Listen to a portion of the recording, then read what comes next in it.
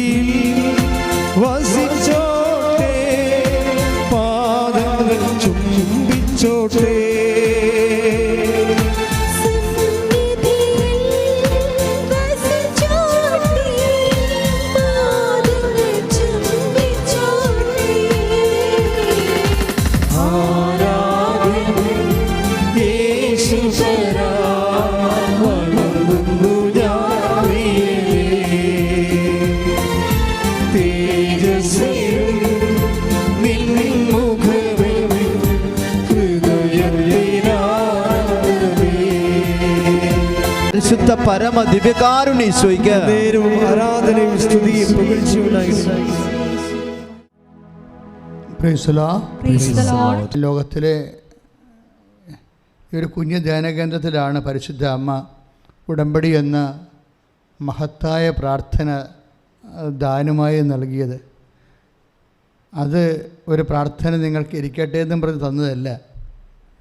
1987 മുതൽ അമ്മേ എന്നും പറഞ്ഞ് നടന്ന ഒരു യാത്രയുണ്ട്.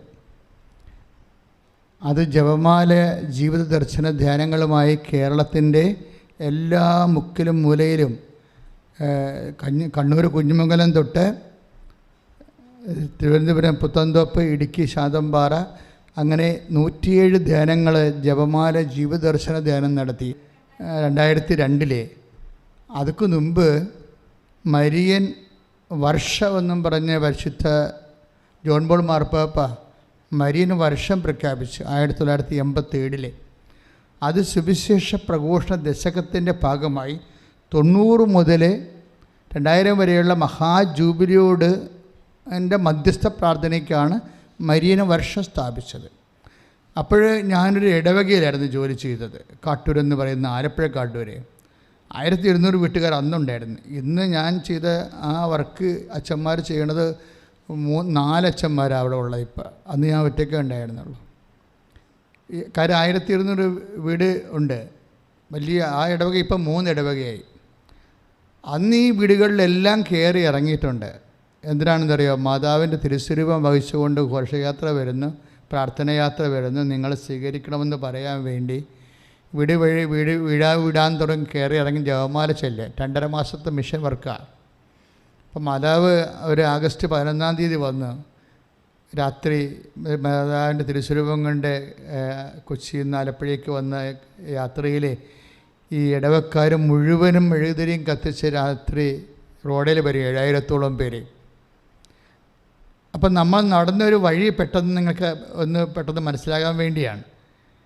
എന്തുകൊണ്ടാണ് ഉടമ്പടിയൊക്കെ നിങ്ങൾ ലൈറ്റേക്കാൻ്റെ പേർ റിക്വസ്റ്റ് എന്നും പറഞ്ഞ് ചുമ്മാ ഒരു റിക്വസ്റ്റ് ഇടുമ്പോൾ തന്നെ എന്തുകൊണ്ടാണ് ഇപ്പോൾ കഴിഞ്ഞ ദിവസം കെസിയ എന്നും പറഞ്ഞ ഒരു സഹോദരി ഒരു സാക്ഷ്യം പറഞ്ഞിവിടെ നിങ്ങൾ കേട്ട് കാണുമല്ലേ? കെസിയയുടെ സാക്ഷ്യം. അവർക്ക് ലിംഫോമയാണ്. അവർ UK-യിലാണുള്ളത്. അപ്പോൾ ലിംഫോമ ആയത് എന്ന് വെച്ചാൽ അത് ക്യാൻസറാണ്. അപ്പോൾ അവരുടെ അമ്മയാണ് ഇവിടെ ഉടമ്പടി ചെയ്തത്. ഉടമ്പടി ചെയ്തിട്ട് വളരെ അവരുടെ അവസ്ഥ അറിയാമല്ലോ. ഒരു ആകപ്പാടൊരു മകളുള്ളത്.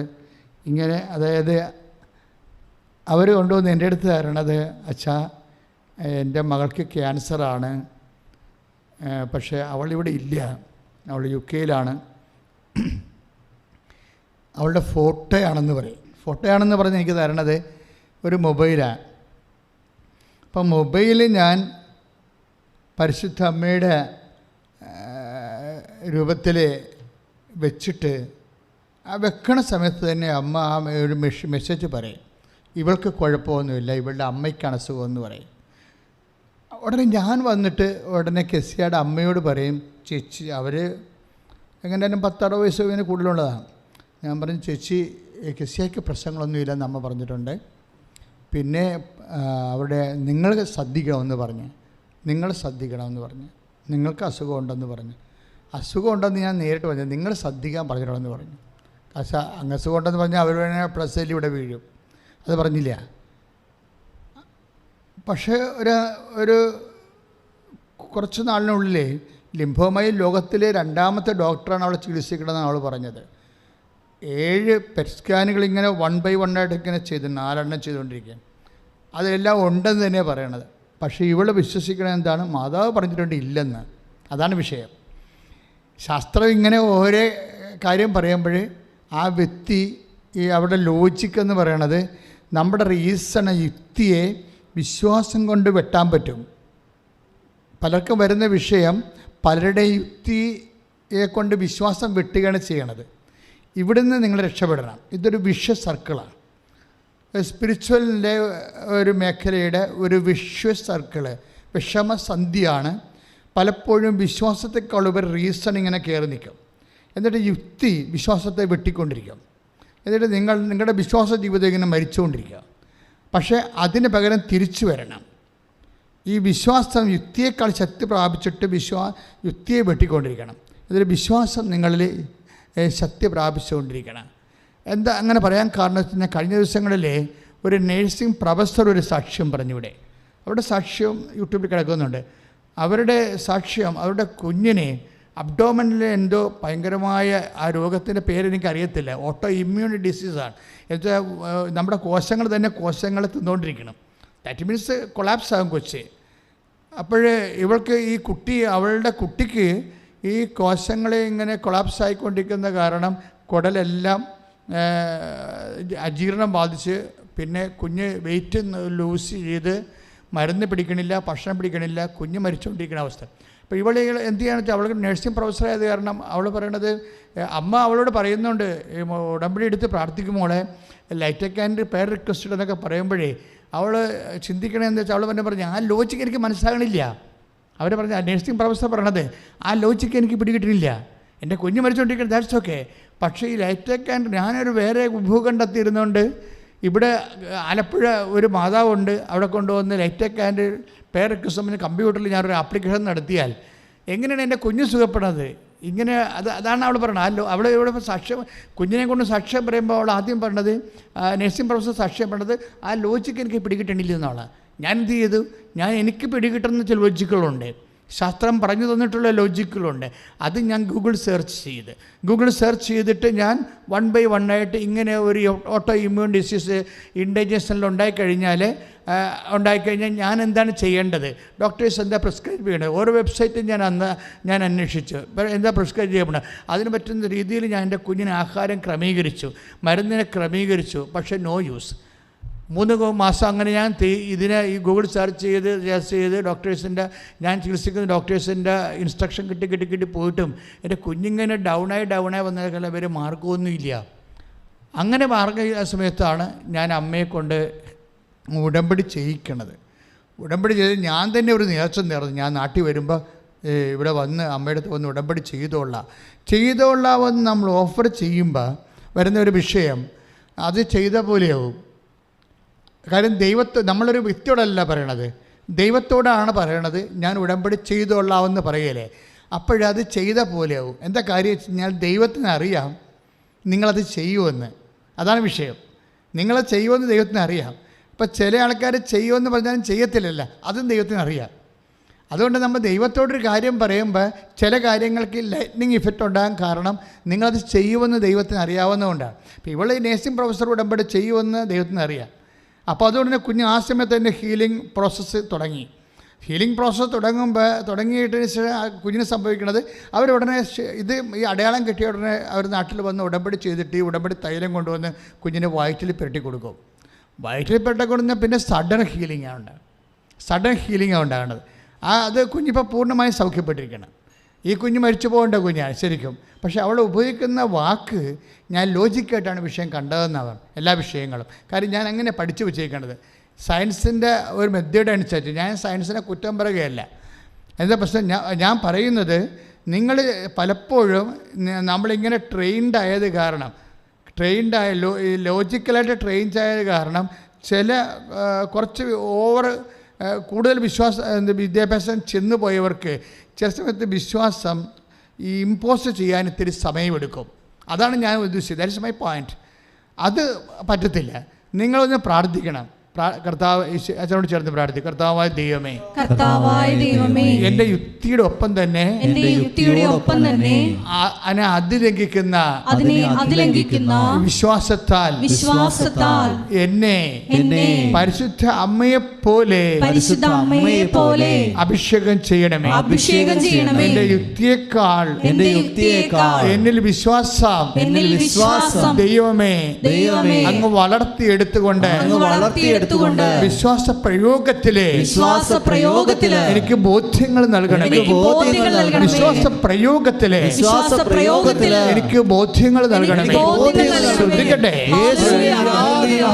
നിങ്ങൾ മനസ്സ് ഓൺലൈനിലിരിക്കുന്നവരായാലും ശരി, ഇവിടെ പിൽഗ്രിമിലിരിക്കുന്നവരായാലും ശരി, നിങ്ങളുടെ മനസ്സ് ഈ ആരാധനയ്ക്ക് സെറ്റ് ചെയ്യാൻ വേണ്ടി ശ്രദ്ധിക്കണം കേട്ടോ.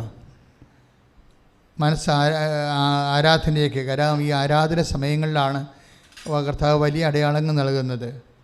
അതുകൊണ്ട് തന്നെ ഇപ്പോഴേ ഈശോ കാണിച്ചത് ഹൃദയമാണ് കാണിച്ചത്. ഹൃദയം എന്ന് പറഞ്ഞു കഴിഞ്ഞാൽ ഒരു വലിയ പഴയ ഒരു ഹൃദയമാണ്. പ്രായമുള്ള ആളാണെന്ന് തോന്നണേ. അപ്പം അങ്ങനെ വരുമ്പോഴുണ്ടാകുന്ന വിഷയം, അവർ അങ്ങനെ പ്രായമുള്ളവർക്ക് ഹൃദയത്തിന് അസ്വസ്ഥത ഉള്ളവരാണെങ്കിൽ ഈ സമയത്ത് അവർക്ക് നെഞ്ച് പൊത്തി പിടിച്ചുകൊണ്ട് വിശ്വാസപ്രമാണം ചെല്ലാം. മറ്റുള്ളവർ സ്തുതിക്കട്ടെ സ്തുതിക്കട്ടെ ഹല്ലേലൂയ. കർത്താവ് ഹൃദയാഘാതം വന്നവരെ സ്പർശിക്കണമെന്ന് പ്രാർത്ഥിക്കുന്ന ബ്ലോക്കുകൾ വീക്കായവരെ, ബ്ലോക്കുകൾ കർത്താവ് വാൽവുകൾ വീക്കായവരെ, വാൽവിന് ബ്ലോക്ക് വന്നവരെ, അതിന് മരുന്ന് കഴിച്ചുകൊണ്ടിരിക്കുന്നവരെ, കർത്താവ് പ്രഷർ കൂടിപ്പോയവരെ, എപ്പോഴും പ്രഷർ കൺട്രോൾ ചെയ്യാൻ പറ്റാത്തവരെ, മരുന്ന് കഴിച്ചിട്ടും പ്രഷർ കൺട്രോൾ ചെയ്യാൻ പറ്റാത്തവരെ, എപ്പോഴും തലവേദന ഉള്ളവരെ, അതിൻ്റെ പേരിൽ എപ്പോഴും കിടക്കേണ്ടി വരുന്നവരെ, ശ്വാസം കൃത്യമായിട്ട് കിട്ടാതെ വരുന്നവരെ എല്ലാവരും ആശീർവദിക്കണമേ. കർത്താവിൻ്റെ തിരുമുറിവാർന്ന വലത് കരത്താൽ കർത്താവ് ഈ ഹൃദയത്തെ സ്പർശിക്കണമേ. എല്ലാ ഹൃദ്രോഗികളെയും സ്പർശിക്കണമേ. എല്ലാ ഹൃദ്രോഗികളെയും സ്പർശിക്കണമേ. യേശുവിൻ്റെ ശക്തി മരുന്നോ ലേപനമല്ല കർത്താവേ, അങ്ങയുടെ വചനമാണല്ലോ അങ്ങയുടെ മക്കളെ സുഖപ്പെടുന്നത്. വചനത്തിൻ്റെ കരുത്താൽ, വചനത്തിൻ്റെ ശക്തിയാൽ ഹൃദയ രോഗങ്ങൾ, വചനത്തിൻ്റെ കരുത്താൽ, വചനത്തിൻ്റെ ശക്തിയാൽ ഹൃദയ രോഗങ്ങൾ യേശുനാമത്തിലെ ഇപ്പോൾ സൗഖ്യമാകട്ടെ, ഇപ്പോൾ സൗഖ്യമാകട്ടെ. ശ്രുതിക്കട്ടെ പ്രാർത്ഥിക്കുക. അമ്മേ പരിശുദ്ധമ്മേ, ദൈവമാതാവേ, പിൽഗ്രിം ഉടമ്പടിയായി തീർത്ഥാടന പ്രാർത്ഥന കൂടുന്നവരെല്ലാം, ഓൺലൈൻ പ്രാർത്ഥന കൂടുന്നവരെല്ലാം കർത്താവേ അങ്ങയുടെ വലത്ത് കരത്താൽ മക്കളെ സ്പർശിക്കണമേ. അവരുടെ ഭാരങ്ങളെ നീ ഏറ്റെടുക്കണമേ. കർത്താവിന്റെ ശക്തി, പ്രാർത്ഥിക്കുവാനുള്ള ശക്തി, വിശ്വസിക്കാനുള്ള ശക്തി, പാടുവാനുള്ള ശക്തി, പരിശുദ്ധാത്മാവിന്റെ ശക്തി, അത്യുന്നതന്റെ ശക്തി, ഇപ്പോൾ ആവസിക്കട്ടെ.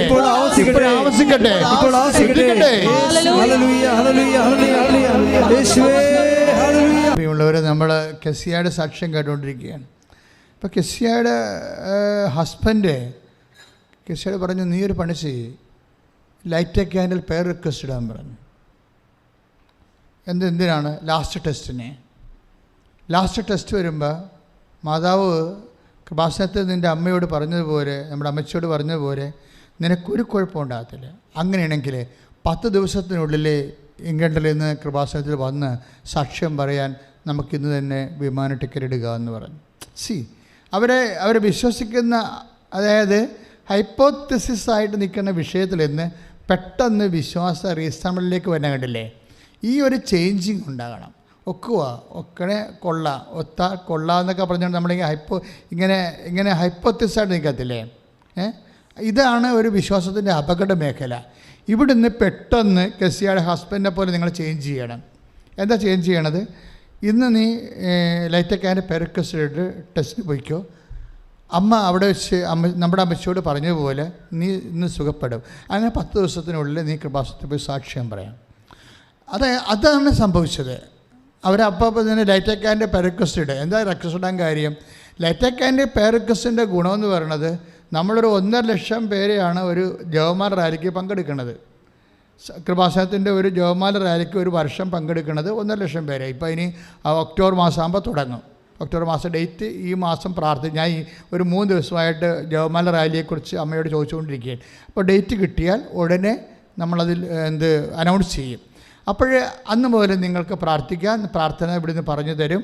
അത് നിങ്ങൾക്ക് ഒരുങ്ങാൻ വേണ്ടി പറ്റും. അപ്പം അങ്ങനെ 1.5 ലക്ഷം പേര് 22 കിലോമീറ്റർ ജവമാല റാലി നടത്തി കഴിയുമ്പോൾ എങ്ങനെയായാലും നമുക്ക് 1-2 കോടി ജവമാല വരും. ഈ ജവമാലയാണ് നമ്മുടെ ആസ്തി എന്ന് പറയുന്നത്. ഇങ്ങനെ 87 മുതലുണ്ട്.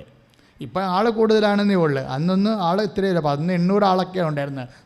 2002 ജവമാല മാതാവിനെ ഇവിടെ പ്രതിഷ്ഠിച്ച ദിവസമാണ് ജവമാല റാലി തുടങ്ങിയത്. 2002 ഒരു ജവമാല റാലി കൊച്ചിയിൽ നിന്ന് നടത്തി ഇവിടം വരെ വന്നാണ് മാതാവിനെ ഇവിടെ വെളുപ്പിന് 2 മണിക്ക് പ്രതിഷ്ഠിക്കണം, നമ്മുടെ കവാടത്തിങ്കലെ. അന്ന് മുതൽ എല്ലാ ഒക്ടോബർ 25-ാം തീയതി ആകുമ്പോഴും ജവമാല റാലി നടത്തും. അന്ന് പോലെ നടത്തിയതുകൊണ്ട് ആ ജവമാലകളെല്ലാം പിന്നെ 10 കൊല്ലം കടലിൽ കൺവെൻഷൻ നടത്തി. 90 തൊട്ട് 2000 വരെ കടലിലെ വള്ളക്കാരെല്ലാം വിളിച്ച്, ബോട്ടുകാരെ വിളിച്ച് കടലിൽ കൺവെൻഷൻ. അപ്പോൾ അങ്ങനെ 10 കൊല്ലം നടത്തി. അതിനുവേണ്ടി 102 മധ്യസ്ഥ പ്രാർത്ഥന ഗ്രൂപ്പ് ഉണ്ടായിരുന്നു. ഇതിനുവേണ്ടി മാത്രം മധ്യസ്ഥ പ്രാർത്ഥന നടത്താനുള്ള 10 കൊല്ലത്തോളം അവർ മധ്യസ്ഥ പ്രാർത്ഥന നടത്തി. അത് നമ്മുടെ ആസ്തിയാണ്. അതുകൊണ്ടാണ് ആൾക്കാർ മണ്ണിൽ ചവിട്ടുമ്പോൾ തന്നെ അമ്മ തീരുമാനം ഉണ്ടാക്കിയെന്ന് പറഞ്ഞതിൻ്റെ കാരണം എന്ന് വെച്ച് കഴിഞ്ഞാൽ ഇതിൻ്റെ മധ്യസ്ഥ പ്രാർത്ഥനയുടെ ആസ്തിയാണ്. ഇങ്ങനെ ഉണ്ടായ മധ്യസ്ഥ പ്രാർത്ഥന 2003 ജപമാല വർഷം വന്നപ്പോൾ ഞങ്ങളിവിടെ ഒരു കൂടാരം ഉണ്ടാക്കി, ജപമാല കൂടാരം ഉണ്ടാക്കിയിട്ട് ആ വർഷമാണ് ശാലോവും ജപമാലക്കൊരു ധ്യാനകേന്ദ്രം എന്ന് പറഞ്ഞ് കൃപാസനത്തെ ബ്രാൻഡ് ചെയ്തത്. ഫ്രണ്ട് പേജിൽ തന്നെ ഒരു ആർട്ടിക്കിൾ ഇട്ട് സൺഡേ ശാലോമിൽ കൃപാസനം ജപമാലക്കൊരു ധ്യാനകേന്ദ്രം. സത്യമായ കാര്യമാണത്.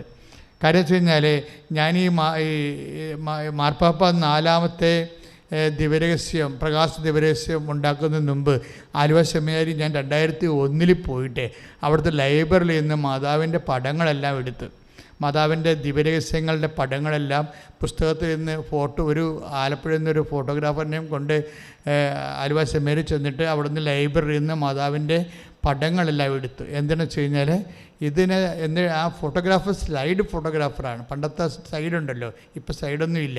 അതിനൊരു പ്രൊജക്ടർ സംഘടിപ്പിച്ചിട്ടാണ് ഈ കേരളത്തിലെല്ലാം ജപമാല ധ്യാനം നടത്തിക്കൊണ്ടിരുന്നത്. ഓരോ ജപമാല ധ്യാനത്തിൻ്റെ രഹസ്യങ്ങൾ അനൗൺസ് ചെയ്യുമ്പോൾ അതിനെക്കുറിച്ച് ധ്യാനിപ്പിക്കുന്നതിന് മുമ്പ് പ്രൊജക്ടറിൽ സ്ക്രീനിൽ പ്ലേ ചെയ്യും 2001. അപ്പോൾ ഇങ്ങനെ മാതാവിൻ്റെ കൂടെ നടക്കിയിരുന്നത്. അതിനുശേഷം അത് 2001-2002 2003 ആയപ്പോൾ ഇവിടെ മാതാവ് മാർപ്പാപ്പ ജപമാല വർഷം പ്രഖ്യാപിച്ച് അതോടുകൂടി ഞങ്ങളിവിടെ ഒരു കൂടാരം ഉണ്ടാക്കിയിട്ട് 24 മണിക്കൂർ ജപമാല 365 ദിവസവും അപ്പോൾ ഒരു 120 ഗ്രൂപ്പ് ഉണ്ടായിരുന്നു. അന്ന് കടലോരത്തെ ഗ്രൂപ്പ് ഉണ്ടായിരുന്നു. കടലോര കൺവെൻഷൻ്റെ ഗ്രൂപ്പുകളൊക്കെ നിലനിൽപ്പുണ്ടായിരുന്നു. അവരെ വിളിച്ചിട്ട് ഇവിടെ രാത്രിയും പകരും 365 ദിവസം വെച്ചാൽ ഒക്ടോബർ 25-ാം തീയതി തുടങ്ങി. എന്നിട്ട് ഡിസംബർ അടുത്ത 2004 ഒക്ടോബർ 25-ാം തീയതി അവസാനിച്ച്. ആ ഗ്രൂപ്പ് രാത്രിയുണ്ട് പകലും ഉണ്ടായിരുന്നു, 24 മണിക്കൂറാണ്. അപ്പോൾ 24 മണിക്കൂറും ഒരു വർഷം മുഴുവനും ജപമാല നടത്തി. അങ്ങനെ 2004 ഒക്ടോബർ 25-ാം തീയതി അത് സ്റ്റോപ്പ് ചെയ്യുകയും 2004 ഒക്ടോബർ, നവംബർ, ഡിസംബർ 7-ാം തീയതി ആയപ്പോഴാണ് അമ്മ പ്രത്യക്ഷപ്പെട്ടത്. അതായത് ഇതുപോലെ സിൽവർ ഗ്രേയിൽ സമയഘടികാരം നെഞ്ചിൽ ചാർത്തി ദുരന്തമുണ്ടാകുമ്പോൾ പ്രാർത്ഥിക്കണമെന്ന് പറഞ്ഞ്. കാര്യം പ്രാർത്ഥന എന്താ വെച്ചാൽ പ്രാർത്ഥന തന്നെയായിരുന്നു നമ്മുടെ ജോലി. ഈ കാലങ്ങളിലെല്ലാം ജോലി അത് തന്നെയായിരുന്നു. അമ്മ ദുരന്തമുണ്ടാകാൻ പോണ പ്രാർത്ഥിക്കണമെന്ന് പറഞ്ഞപ്പോഴും ഞങ്ങൾ ആൾക്കാരെ വിളിച്ചിട്ട്, ഈ ഗ്രൂപ്പുകാരെ വിളിച്ചിട്ട് പറഞ്ഞ് അമ്മ ഇങ്ങനെ പ്രത്യക്ഷപ്പെട്ടു. അപ്പോൾ അന്ന് 2000 ആൾക്കാരുണ്ടായിരുന്നു ഇവിടെ. ഞാൻ മാത്രമേ അമ്മയെ കണ്ടുള്ളൂ സിൽവർ ഗ്രേയിൽ. എൻ്റെ ഒരു ടൈപ്പാണ്, ഒരു മാതൃകയാണ് ആ മുറിയിരിക്കുന്നത്. നടുക്ക് ഒരു സമയഘടികാരം ചാർത്തിയ മുറി. 10-8 സൂചി. അപ്പോൾ ഞാൻ ആൾക്കാരോട് പറഞ്ഞു, അമ്മ നിൽക്കുന്നു, നെഞ്ചിലൊരു സമയഘടികാരം കാണിക്കണം, 10-8 സൂചി കാണിക്കണമെന്ന്. എന്ത് ദുരന്തം ഉണ്ടാകാൻ പോകണം, പ്രാർത്ഥിക്കണമെന്ന് പറയണം. അമ്മ പറഞ്ഞില്ല സത്യം, പരിശുദ്ധാത്മാവ് എൻ്റെ മനസ്സിൽ തോന്നിച്ചതാണ് അത്. പക്ഷേ ഞങ്ങളത് സീരിയസ് ആയിട്ട് എടുത്ത് അന്ന് തന്നെ കമ്മിറ്റി കൂടി തീരുമാനിച്ചിട്ട് ഡിസംബർ 23-ാം തീയതി ഈ തിരികളെല്ലാം മേടി 120 തിരി വാങ്ങിച്ചു. പച്ചത്തിരികൾ, പച്ചത്തിരി എന്നല്ല മേടി, പച്ചത്തിരി പറഞ്ഞില്ലായിരുന്നു, കിട്ടിയത് തിരി പച്ചയായി പോയതാ, മാർക്കറ്റിൽ നിന്ന് കിട്ടിയ തിരി പച്ചയായി പോയതാ.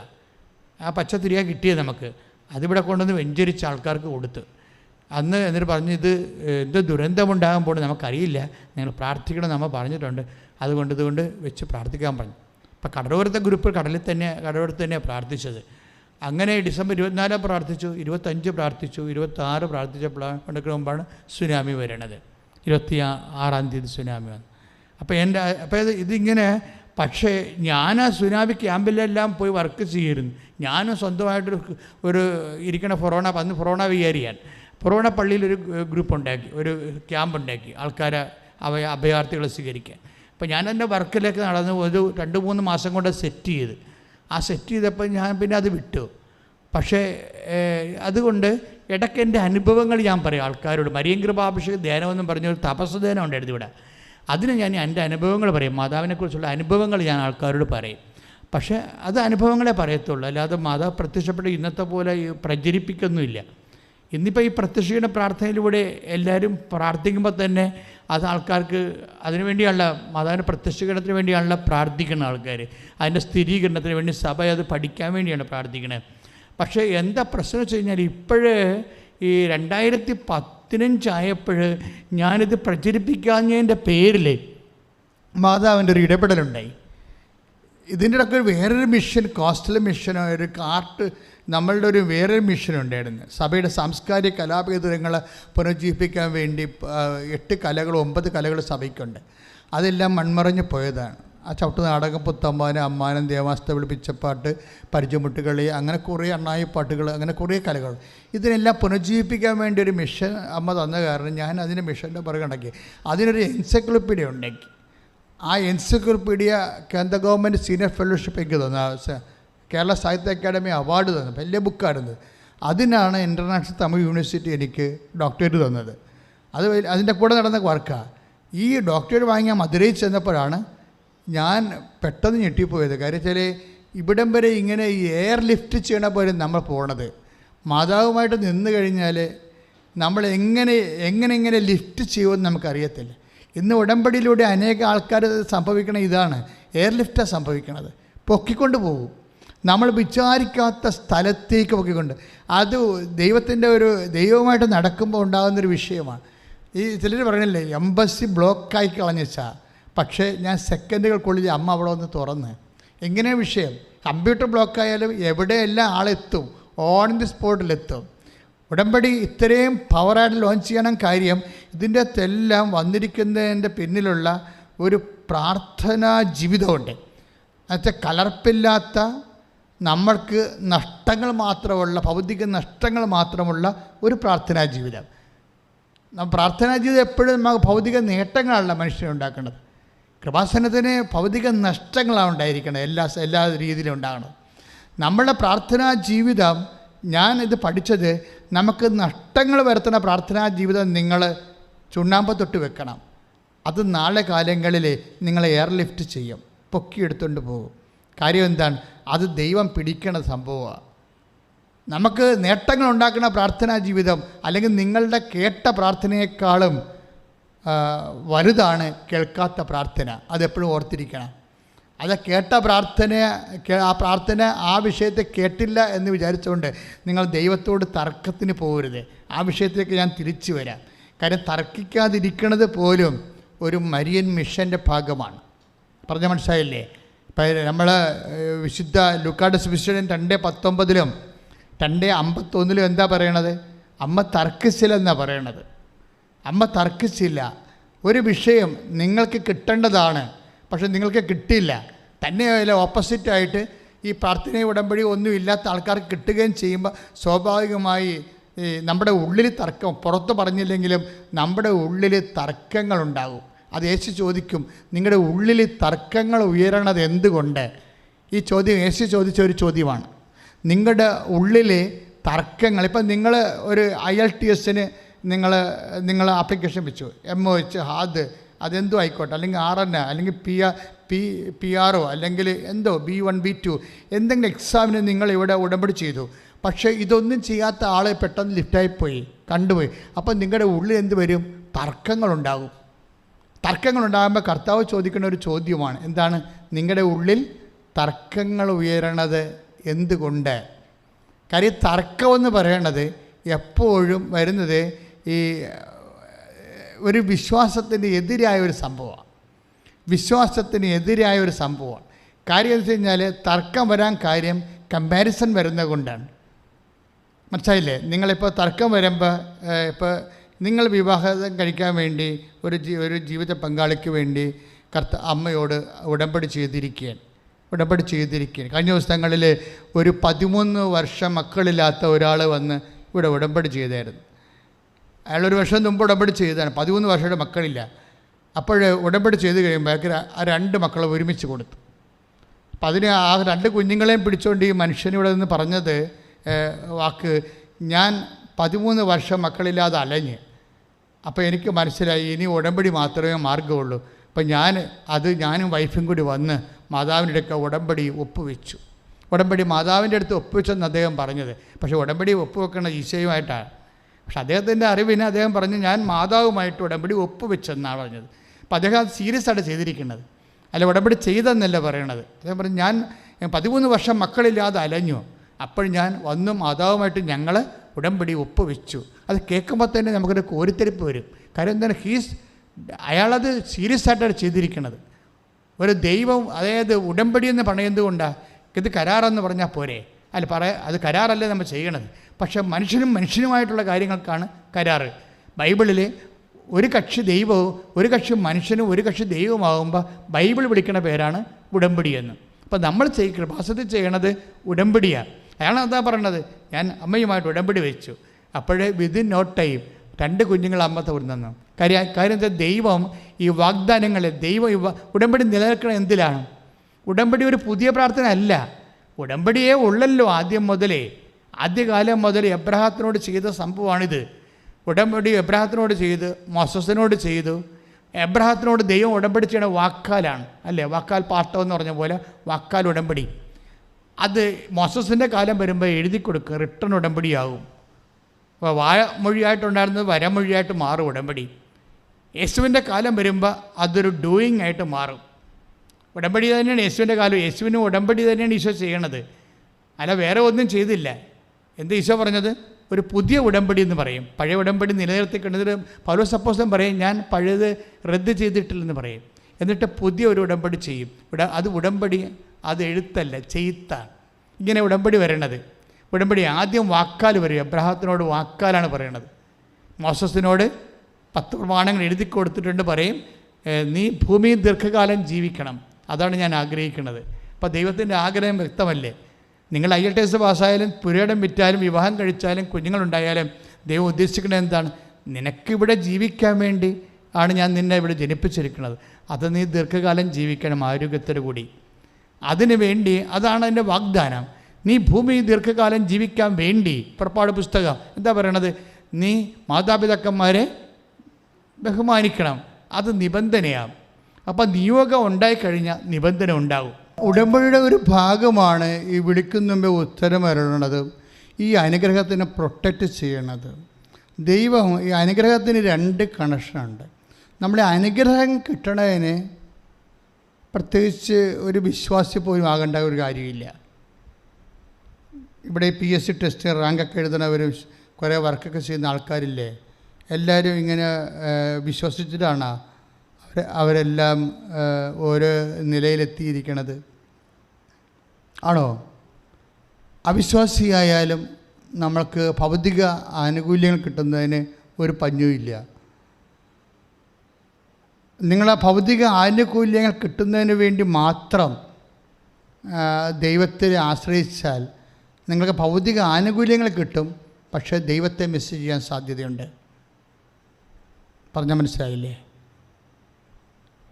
ഇപ്പം ചില ആൾക്കാരൊക്കെ ഞായറാഴ്ച പള്ളി പോണില്ലല്ലോ. ഇപ്പോൾ ഞാനൊരു അച്ഛൻ പത്തനംതിട്ടയിൽ നിന്ന് ഇവിടെ വന്നിട്ടുണ്ടായിരുന്നു 24 പേരുമായിട്ട് ഉടമ്പടി ചെയ്യാൻ. അപ്പോൾ അച്ഛൻ പറഞ്ഞത്, അച്ഛൻ ഞായറാഴ്ച പള്ളിയിലെ ആൾ കുറവാണ്. അപ്പോൾ എന്നോട് ഞാൻ ചോദിച്ചു, ഞങ്ങൾ രണ്ടുപേരും അവിടെ ഇരുന്ന് വർത്തമാനം പറയുന്നു. ഞാൻ ചോദിച്ചു അതിൻ്റെ കാരണം എന്താണെന്ന് വെച്ചാൽ തോന്നുന്നുണ്ടോ? അപ്പോൾ ഇപ്പോൾ ആൾക്കാർക്ക് മനസ്സിലായി പ്രാർത്ഥിച്ചില്ലെങ്കിലും പള്ളിപ്പോയില്ലെങ്കിലും കാര്യങ്ങളൊക്കെ നടക്കുമെന്ന്. 2 കൊല്ലം കോവിഡായിട്ട് വീട്ടിലിരുന്നില്ലേ? അച്ഛൻ്റെ നിരീക്ഷണം അതാ. ഇപ്പോൾ ആൾക്കാർക്ക് മനസ്സിലായി. എന്താ മനസ്സിലായി? പള്ളി പോയില്ലെങ്കിലും കാര്യങ്ങളൊക്കെ നടക്കും, പരീക്ഷ എഴുതാൻ പറ്റും, ജയിക്കും, ജോലി കിട്ടും. അപ്പോൾ ഞാൻ ഓർക്കിയിരുന്നു അച്ഛൻ പറഞ്ഞതേ, ആൾക്കാരപ്പോൾ ഈ ഞായറാഴ്ച കുർബാനയ്ക്ക് പോയിരുന്നത് പലരും എന്തുദ്ദേശത്തിലാണ്, എല്ലാവരും അല്ല, എന്തുദ്ദേശത്തിലാണ്? എന്തെങ്കിലും കാര്യങ്ങൾ നടക്കാൻ വേണ്ടിയാണ് ദൈവത്തിൻ്റെ അടുത്ത് പോയിരുന്നത്. ഇപ്പോൾ ദൈവത്തെ കൂടാതെ തന്നെ കാര്യങ്ങൾ നടക്കുമെന്ന് കോവിഡ് നമ്മളെ പഠിപ്പിച്ചു, അല്ലേ? ക്ലിയർ അല്ലേ? കോവിഡ് കാലത്ത് എന്തുമാത്രം പരീക്ഷ ആൾക്കാർ എഴുതി. എല്ലാ പരീക്ഷയും കോവിഡ് ഉണ്ടായിരുന്നതിന് മുമ്പുള്ള സമയത്തൊക്കെ ഗവൺമെൻറ് ഗ്രേസ് മാർക്ക് വരെ കൊടുത്തു. 30 മാർക്ക് 40 മാർക്ക് വെറുതെ വാരിക്കോരിയിട്ട് കൊടുത്തു, അല്ലേ? അപ്പോൾ ഇതിൻ്റെ അർത്ഥം എന്താണ്? അതായത് ദേവാലയത്തിൽ പോയില്ലെങ്കിലും വീട്ടിൽ കുത്തിയിരുന്നാലും കാര്യങ്ങളൊക്കെ ഭംഗിയായിട്ട് നടക്കും. അപ്പോൾ ഒരു കാര്യം എൻ്റെ സഹോദരൻ എനിക്ക് പറയാനുണ്ട്. ഒന്നാമത്തെ കാര്യം, നമ്മൾ ദേവാലയത്തിൽ പോണത് നമ്മുടെ കാര്യങ്ങൾ നടക്കാൻ വേണ്ടി ആവരുതെന്ന് യേശു പറഞ്ഞിട്ടുണ്ട്. അത് യേശു പറഞ്ഞിരിക്കുന്ന ട്വിസ്റ്റ് ചെയ്താണ് പറഞ്ഞിരിക്കുന്നത്. പള്ളിയിൽ പോയില്ലെങ്കിലും കാര്യങ്ങൾ നടക്കുമെന്ന് ഈശോയാണ് ആദ്യം പറഞ്ഞത്. പറഞ്ഞ മനസ്സിലായില്ലേ? പള്ളിയിൽ പോയില്ലെങ്കിലുമൊക്കെ കാര്യങ്ങൾ ഭംഗിയായിട്ട് കല്യാണം കഴിക്കും, പ്രസവിക്കുകയും ചെയ്യും, പിള്ളേരെ വളർത്തുകയും ചെയ്യും, എല്ലാ കാര്യങ്ങളും നടക്കും. കയ്യിലിരിപ്പ് മോശമാണെങ്കിലും കാര്യം നടക്കുമെന്ന് പറഞ്ഞിട്ടുണ്ട് ഈശോ. നിങ്ങളുടെ കയ്യിരിപ്പ് അല്ലെങ്കിൽ എൻ്റെ കയ്യിരിപ്പ് ഇത്തിരി മോശമാണെങ്കിലും കാര്യങ്ങളൊക്കെ ഭംഗിയായിട്ട് നടക്കുമെന്ന് ലോകത്തോട് പറഞ്ഞത്, ചങ്കൂറ്റത്തോട് പറഞ്ഞത് ഈശോ മാത്രമാണ്. ദൈവത്തിൻ്റെ അടുത്ത് പ്രാർത്ഥിച്ചില്ലെങ്കിലും കാര്യങ്ങളെല്ലാം ഭംഗിയായിട്ട് നടക്കും. കൈയിരിപ്പ് മോശമാണെങ്കിലും കാര്യങ്ങൾ നടക്കും എന്ന് ലോകത്തോട് ചങ്കൂറ്റത്തോടെ പറഞ്ഞ ഈശോ മാത്രമാണ്. പിന്നെ നമ്മളെന്തിനാ പ്രാർത്ഥിക്കണത്? കാര്യം ഈ വിഷയത്തിൽ നമ്മൾ ഇത്ര റീസൺ ഉപയോഗിക്കണം നല്ലതായിരിക്കും. ദൈവത്തെ കൂടാതെ തന്നെ കാര്യങ്ങളൊക്കെ നടക്കും. പിന്നെ എന്തിനാണ് നമ്മൾ പ്രാർത്ഥിക്കുന്നത്? എന്താ പറഞ്ഞത്? അങ്ങനെ നിങ്ങൾ നിങ്ങളുടെ സ്വർഗസ്ഥനായ പിതാവിൻ്റെ മക്കളായി തീരും. അവിടുന്ന് ശിഷ്യരുടെ മേലും ദുഷ്ടരുടെ മേലും തൻ്റെ സൂര്യനെ ഉദിപ്പിക്കുകയും നീതിമാന്മാരുടെയും നീതിരഹിതരുടെയും മേൽ മഴ പെയ്യുകയും ചെയ്യുന്നു. അതാണ് വിഷയം. മത്തായിയുടെ സുവിശേഷമാണ് 5:45.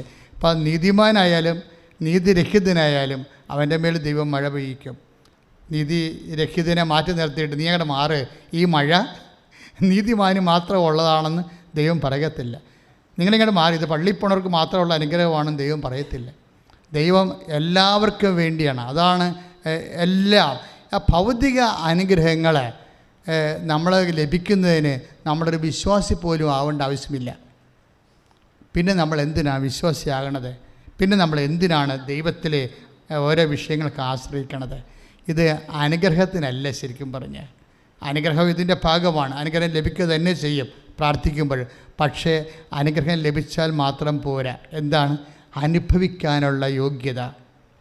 ഇതൊരു ഇത് ആൾക്കാരെ അത്ര കണ്ട് സീരിയസ് ആയിട്ട് ഫോക്കസ് ചെയ്യാത്തൊരു സബ്ജക്റ്റാണ്.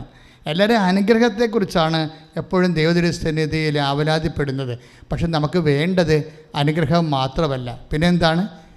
അനുഭവിക്കാനുള്ള യോഗ്യത. ഇപ്പോൾ മക്കളെ ഐസിന ഒന്ന് ശ്രദ്ധിച്ച മക്കളെ, അവർ ഭവനങ്ങൾ പണിത് വാസമുറപ്പിക്കും, മുന്തിരിത്തോട്ടങ്ങൾ വച്ചുപിടിപ്പിച്ച് അവയുടെ ഫലം ഭക്ഷിക്കും. ശ്രുതികട്ടെ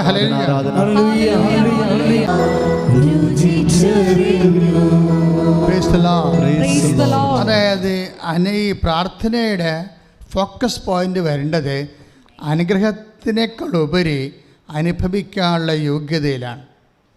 പിടിയോ? അതെപ്പോഴും നമ്മൾ ശ്രദ്ധിക്കണം. അതായത് നമ്മൾ ദൈവത്തിനെ ആശ്രയിക്കുന്നതിൻ്റെ കാരണം, കർത്താവേ നീ തന്ന അനുഗ്രഹങ്ങൾ അനുഭവിക്കാനുള്ള യോഗ്യത ഉണ്ടാകണമേ. It's A point. ഒന്ന് നെഞ്ചത്തെ കൈവച്ച് പറഞ്ഞ് പ്രാർത്ഥിച്ച്, കർത്താവേ, കർത്താവേ, നീ തന്നതും നീ തന്നതും തരാൻ പോകുന്നതുമായ അനുഗ്രഹങ്ങളിലെ അനുഭവിക്കാനുള്ള യോഗ്യത എനിക്കും എൻ്റെ കുടുംബത്തിനും നൽകണമേ. കർത്താവേ, നീ തന്നതും തരാൻ പോകുന്നതുമായ അനുഗ്രഹങ്ങളിലെ അനുഭവിക്കാനുള്ള യോഗ്യത എനിക്കും എൻ്റെ കുടുംബത്തിനും നൽകണമേ. ഇതിപ്പോൾ മക്കളുണ്ടാകുന്ന കാര്യം തന്നെ എടുത്തു. മക്കളുണ്ടാകുന്ന കാര്യം, നിങ്ങൾ മക്കൾ വേണമെന്ന് പറഞ്ഞ് പ്രാർത്ഥിച്ചോ. ഇതിപ്പോൾ ഇന്നത്തെ സാക്ഷ്യം എന്താ? അവർക്ക് 5 വർഷമായിട്ട് മക്കളില്ല. 5 വർഷമായിട്ട്. അപ്പോൾ അവർ മക്കളുണ്ടാകത്തില്ലെന്ന് ഡോക്ടർ പറഞ്ഞ്. അപ്പോഴവരിവിടെ വന്ന് ഉടമ്പടി, അങ്ങനെ ഒന്ന് പറഞ്ഞാൽ പിന്നെ എന്താ മാർഗം? പിന്നെ ഉടമ്പടിയല്ലേ ഉള്ളൂ, ലോകത്തുടമ്പടിയേ ഉള്ളൂ. അതുകൊണ്ടാണ് എല്ലാ മനുഷ്യരും റഷ്യയിൽ നിന്നും പോളണ്ടിലൊക്കെ വന്ന് ഉടമ്പടി ചെയ്തിട്ടുണ്ട് ആൾക്കാർ, അവിടുത്തെ നാട്ടുകാർ. അപ്പം എന്താ പ്രശ്നത്തിൽ അറിയാവുന്നവർക്കറിയാം, ഇതൊരു ലാസ്റ്റ് നമ്മുടെ ഒരു ഓപ്ഷനാണ്. ഇതൊരു ഫുൾ ഓപ്ഷനാണ്, അതേസമയം തന്നെ ലാസ്റ്റ് ഓപ്ഷനാണ്. ഇതിൻ്റെ അപ്പുറത്തിന് ഓപ്ഷനില്ല. ലോകത്ത് അതാത് കാലങ്ങളിലൊക്കെ ദൈവം ഓരോ പ്രാർത്ഥന കൊടുക്കുകയും, ഇപ്പോൾ 12-ാം നൂറ്റാണ്ടിലാണ് കുരിശിൻ്റെ വഴി കൊടുത്തത് അല്ലേ, കുരിശിൻ്റെ വഴി കിട്ടിയത്. അപ്പം അതിൻ്റെ അകത്തുള്ള ആ കുരിശിൻ്റെ വഴിയുടെ ആക്കാമ്പം എന്താണ്? പശ്ചാത്താപമാണ്. കർത്താവിൻ്റെ കുരിശിൻ്റെ കൂടെ നമ്മൾ യാത്ര ചെയ്യുമ്പോൾ, അതിനനുസ്മരിച്ചുകൊണ്ട് യാത്ര ചെയ്യുമ്പോൾ നമ്മുടെ പാപത്തിന് പ്രായശ്ചിത്തമായിട്ട് നമ്മൾ ചെയ്യുന്ന ദോഷപ്രതി ശ്രീവാപ്പാതയാണ് കുരിശിൻ്റെ വഴി അല്ലേ. പിന്നെ നമുക്ക് വന്നത് 13-ാം നൂറ്റാണ്ടിലാണ്. 13-ാം നൂറ്റാണ്ടിലാണ് ഈ ആരാധന തുടങ്ങിയത് അല്ലേ. ആരാധന തുടങ്ങിയതിൻ്റെ എന്താണ്? ലംബാർഡ്സ്, വിസിഗോട്ട്സ്, മോർസ്, അങ്ങനെയുള്ള കൊലപാതക വർഗങ്ങൾ, ഭീകരപ്രവർത്തകന്മാർ, അത് ഇന്നും ഉണ്ടല്ലോ, ഈ കാലങ്ങളിലും ഉണ്ട്. ഇപ്പോൾ അവിടെ സിലോണിലൊക്കെ ബോംബ് വെച്ചിട്ട് ആ രാജ്യം തന്നെ ഇപ്പോൾ അസ്ഥിരപ്പെട്ടു പോയി. അപ്പോൾ അത് ആ കാലങ്ങളിലും ഉണ്ടായിരുന്നു. ലംബാർഡ്സും വിസിഗോട്ട്സും ഒക്കെ റോമൻ നാഗരികതയെ പൊടുന്നതിനെ മിന്നലാക്രമണം നടത്തി അച്ഛന്മാരെയും അതുപോലെ തന്നെ കോൺവെൻ്റിലൊക്കെ ചെന്ന് കൊള്ളടിച്ച് അച്ഛന്മാരെ സിസ്റ്റേഴ്സിനെ നാട്ടുകാരെ കൊല്ലുന്നൊരു കാലം ഉണ്ടായിരുന്നു 13-ാം നൂറ്റാണ്ട്. ബ്ലാക്ക് ഏജ്, ഡാർക്ക് ഏജ് എന്നൊക്കെ പറയുന്ന കാലം. ആ കാലങ്ങളിൽ ലംബാർഡ്സും ആക്രമിക്കുന്ന സമയത്ത് ക്ലാരപ്പുണ്യാളത്തി ആൾത്തറയിൽ നിന്ന് സക്രാരിയിൽ നിന്ന് കണ്ണീരോടെ വിറച്ചു തുള്ളി വന്ന് കുർബാനയെ പിടിച്ചുകൊണ്ടിങ്ങനെ നിൽക്കുന്നത് ഈ ഭീകരന്മാർ വരുമ്പോൾ. അപ്പോൾ അവർക്ക് 100,000 പട്ടാളക്കാർ നിൽക്കണ പോലെ തോന്നിയിട്ട് അവർ പേടിച്ചവിടുന്ന് പോകുന്നിടത്ത് വെച്ചാണ് ആരാധന തുടങ്ങണത്. അന്ന് വരെ ആരാധന സഭയിലില്ല. അതൊരു ചരിത്രമാണ്. 13-ാം നൂറ്റാണ്ടിൻ്റെ അവസാനത്തെ ഗ്രിഗറി മാർപ്പാപ്പ ആരാധന യൂറോപ്പ് മുഴുവൻ ഇങ്ങനെ ഈശോ ആരാധിക്കപ്പെടേണ്ട ആളാണെന്നും ആരാധന ഒരു മനുഷ്യനെ പ്രൊട്ടക്റ്റ് ചെയ്യും, ഒരു വംശത്തെ പ്രൊട്ടക്റ്റ് ചെയ്യും എന്ന് ലോകത്തിന് മനസ്സിലാക്കി കൊടുത്തൊരു കാലമാണത്. അപ്പോൾ അങ്ങനെ ഒരു കാലഘട്ടത്തിൽ ആരാധന നടക്കുമ്പോൾ ഈ ആരാധനയ്ക്കൊരു പാട്ട് വേണം എന്ന് ഗ്രിഗറി മാർപ്പാപ്പ പറയണത്. ഈ ആരാധനയുടെ ഒരു അപ്പോസ്റ്റലുണ്ടായിരുന്നു, തോമസ് അക്വിനാസ്, വിശുദ്ധ തോമസ് അക്വിനാസ്. വിശുദ്ധ തോമസ് അക്വിനാസ് അന്ന് ഫാദറാണ്. പറഞ്ഞ് പൊപ്പ് പറഞ്ഞ് ഒരു പാട്ട് ഇതാൻ പറഞ്ഞ്, നിങ്ങളല്ലേ ദിവ്യകാരുണ്യത്തിൻ്റെ പ്രസിദ്ധനായ ഭക്തൻ. അപ്പോൾ അദ്ദേഹം പ്രാർത്ഥിച്ചുകൊണ്ട് എഴുതിയ പാട്ടാണ് ഇത് മോക്ഷകവാടം തുറക്കും ഋഷാകരാമോസ്തിയെ ശത്രുവിൻ്റെ അണികൾ തകർക്കാൻ ശക്തിയും കൃപയും നൽകണമേ. അതായത് അന്ന് അതാണ് സംഭവിച്ചത്. നമുക്കൊരു ശത്രു ഉണ്ട്, എവിടെയും ആയിക്കൊള്ളട്ടെ. ചിലപ്പോൾ ഓഫീസിലാകാം, ചിലപ്പോൾ നിൻ്റെ പ്രൊമോഷൻ ബ്ലോക്ക് ചെയ്യാൻ വേണ്ടി ബോധപൂർവ്വം ശ്രമിക്കുന്ന ആളാകാം. അതിന് പരിഹാരം ആരാധനയാണ്. കാര്യം സഭ കടന്നു വന്ന വഴികളുണ്ട്. സഭ കടന്നു വന്നത് മുഴുവനും ഇങ്ങനെ ഏതെങ്കിലും രീതിയിൽ എവിടെയെങ്കിലും ഇരുന്ന് മെത്രാനാശന്മാർ പ്രാർത്ഥിച്ച് കൂടി ബുദ്ധിപരമായിട്ട് അല്ലെങ്കിൽ അനുഭവം കൊണ്ട് ഒരു തീരുമാനം എടുത്ത് വളർന്നു വന്ന സഭയല്ല ശരിക്കും. തെറ്റുകളുണ്ടാകുമ്പോൾ തിരുത്താനാണ് സിനഡുകൾ കൂടിക്കൊണ്ടിരുന്നത്. ജെറുസലേം സുനകദോസ് മുതൽ അങ്ങനെയാണ്. പക്ഷേ ദൈവം പ്രവർത്തിച്ചത് മുഴുവനും ഇതുപോലെയുള്ള ചെറിയ മനുഷ്യരിലൂടെയാണ്. ചെറിയ മനുഷ്യരെ ഒരു വിഷയം വരുമ്പോൾ ദൈവം അവരെ തോണ്ടും. ഇങ്ങനെ ചെയ്താൽ മതി. ക്ലാര പുണ്യാളത്തോട് പറഞ്ഞു, ക്ലാര നീ എന്നെയും കുടിച്ചോട്, എന്തിന് അങ്കണത്തിൽ പോയി നിൽക്കുക, ബാക്കി എന്ത് വരണമെന്ന് നമുക്ക് അവിടെ വെച്ച് ചെയ്യാം എന്ന് പറഞ്ഞു. ഞാൻ നിങ്ങളുടെ കൂടെ ഉണ്ടാകുമെന്നല്ല ഈശോ പറഞ്ഞത്.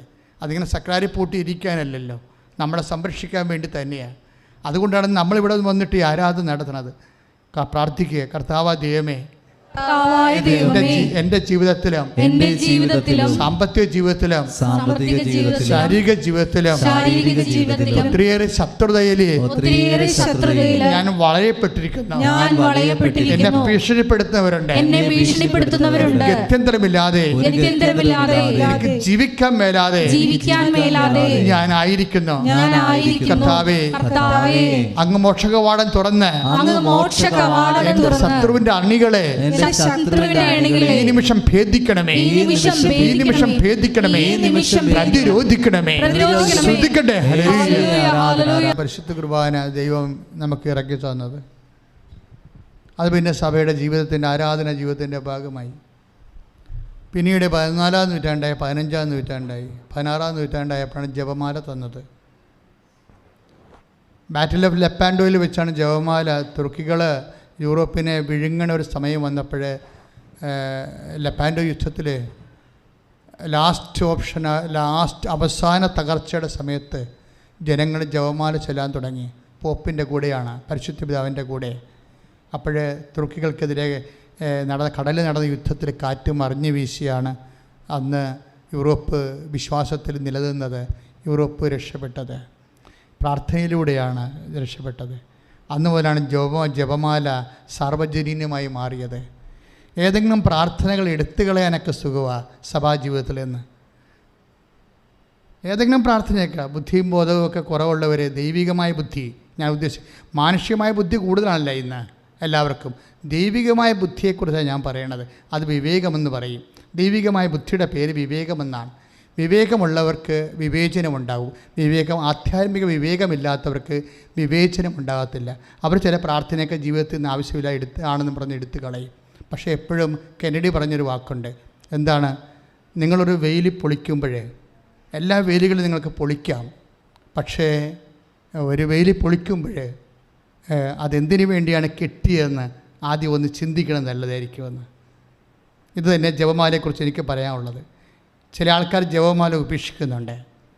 പക്ഷേ ആ ജപമാല ഉപേക്ഷിക്കുന്ന മുമ്പ് ജപമാല എങ്ങനെ സഭയിലേക്ക് വന്നുവെന്ന്, ചരിത്രം എന്താണ് നമ്മളോട് പറയണമെന്ന് നമ്മളൊന്ന് ധ്യാനം ചെയ്യണം. ധ്യാനം ചെയ്യുക മാത്രമല്ല, ചിലപ്പോൾ ഒരു മേയാക്കുൾപ്പ പറയേണ്ടിയും വരും, എൻ്റെ പിഴ, എൻ്റെ വലിയ പിഴയെന്ന്. കാരണം ദൈവം തന്ന പ്രാർത്ഥനയാണിത്. നിക്കക്കള്ളിയില്ലാതെ വന്നപ്പോഴേ ഈ യുദ്ധത്തിൽ നമ്മൾ സാത്താനോട് ലോകത്തോടുള്ള സഭയുടെ വയുദ്ധത്തിൽ നമ്മൾ പരാജയപ്പെടുമെന്ന് തോന്നിയപ്പോൾ മാതാവ് ഇറങ്ങി വന്ന പ്രാർത്ഥനയാണ്. മാതാവ് ഇറങ്ങി വരുന്ന പ്രാർത്ഥനയാണ്.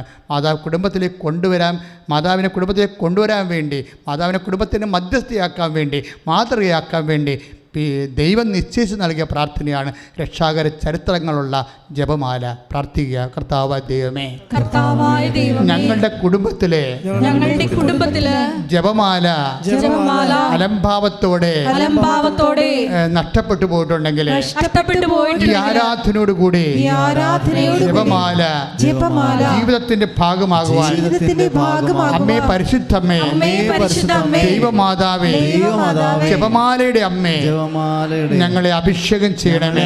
കുടുംബ പ്രാർത്ഥനകള് നഷ്ടപ്പെട്ടു പോയവരെ, വീണു പോയവരെ ഈ ആരാധനയിലൂടെ ഇപ്പോൾ പുനരുദ്ധരിക്കണമേ. അപ്പോൾ നമ്മൾ 16-ാം നൂറ്റാണ്ടിലാണ് ജപമാലയ്ക്ക് വന്നത്. ഇതും ദൈവം തന്നതാണ്. പ്രത്യേകമായൊരു കാലത്ത് ഒരു വിശ്വാസി ഒരു പ്രതിസന്ധി അനുഭവിക്കുന്ന കാലത്ത് നൽകിയതാണ് ഈ പ്രാർത്ഥന.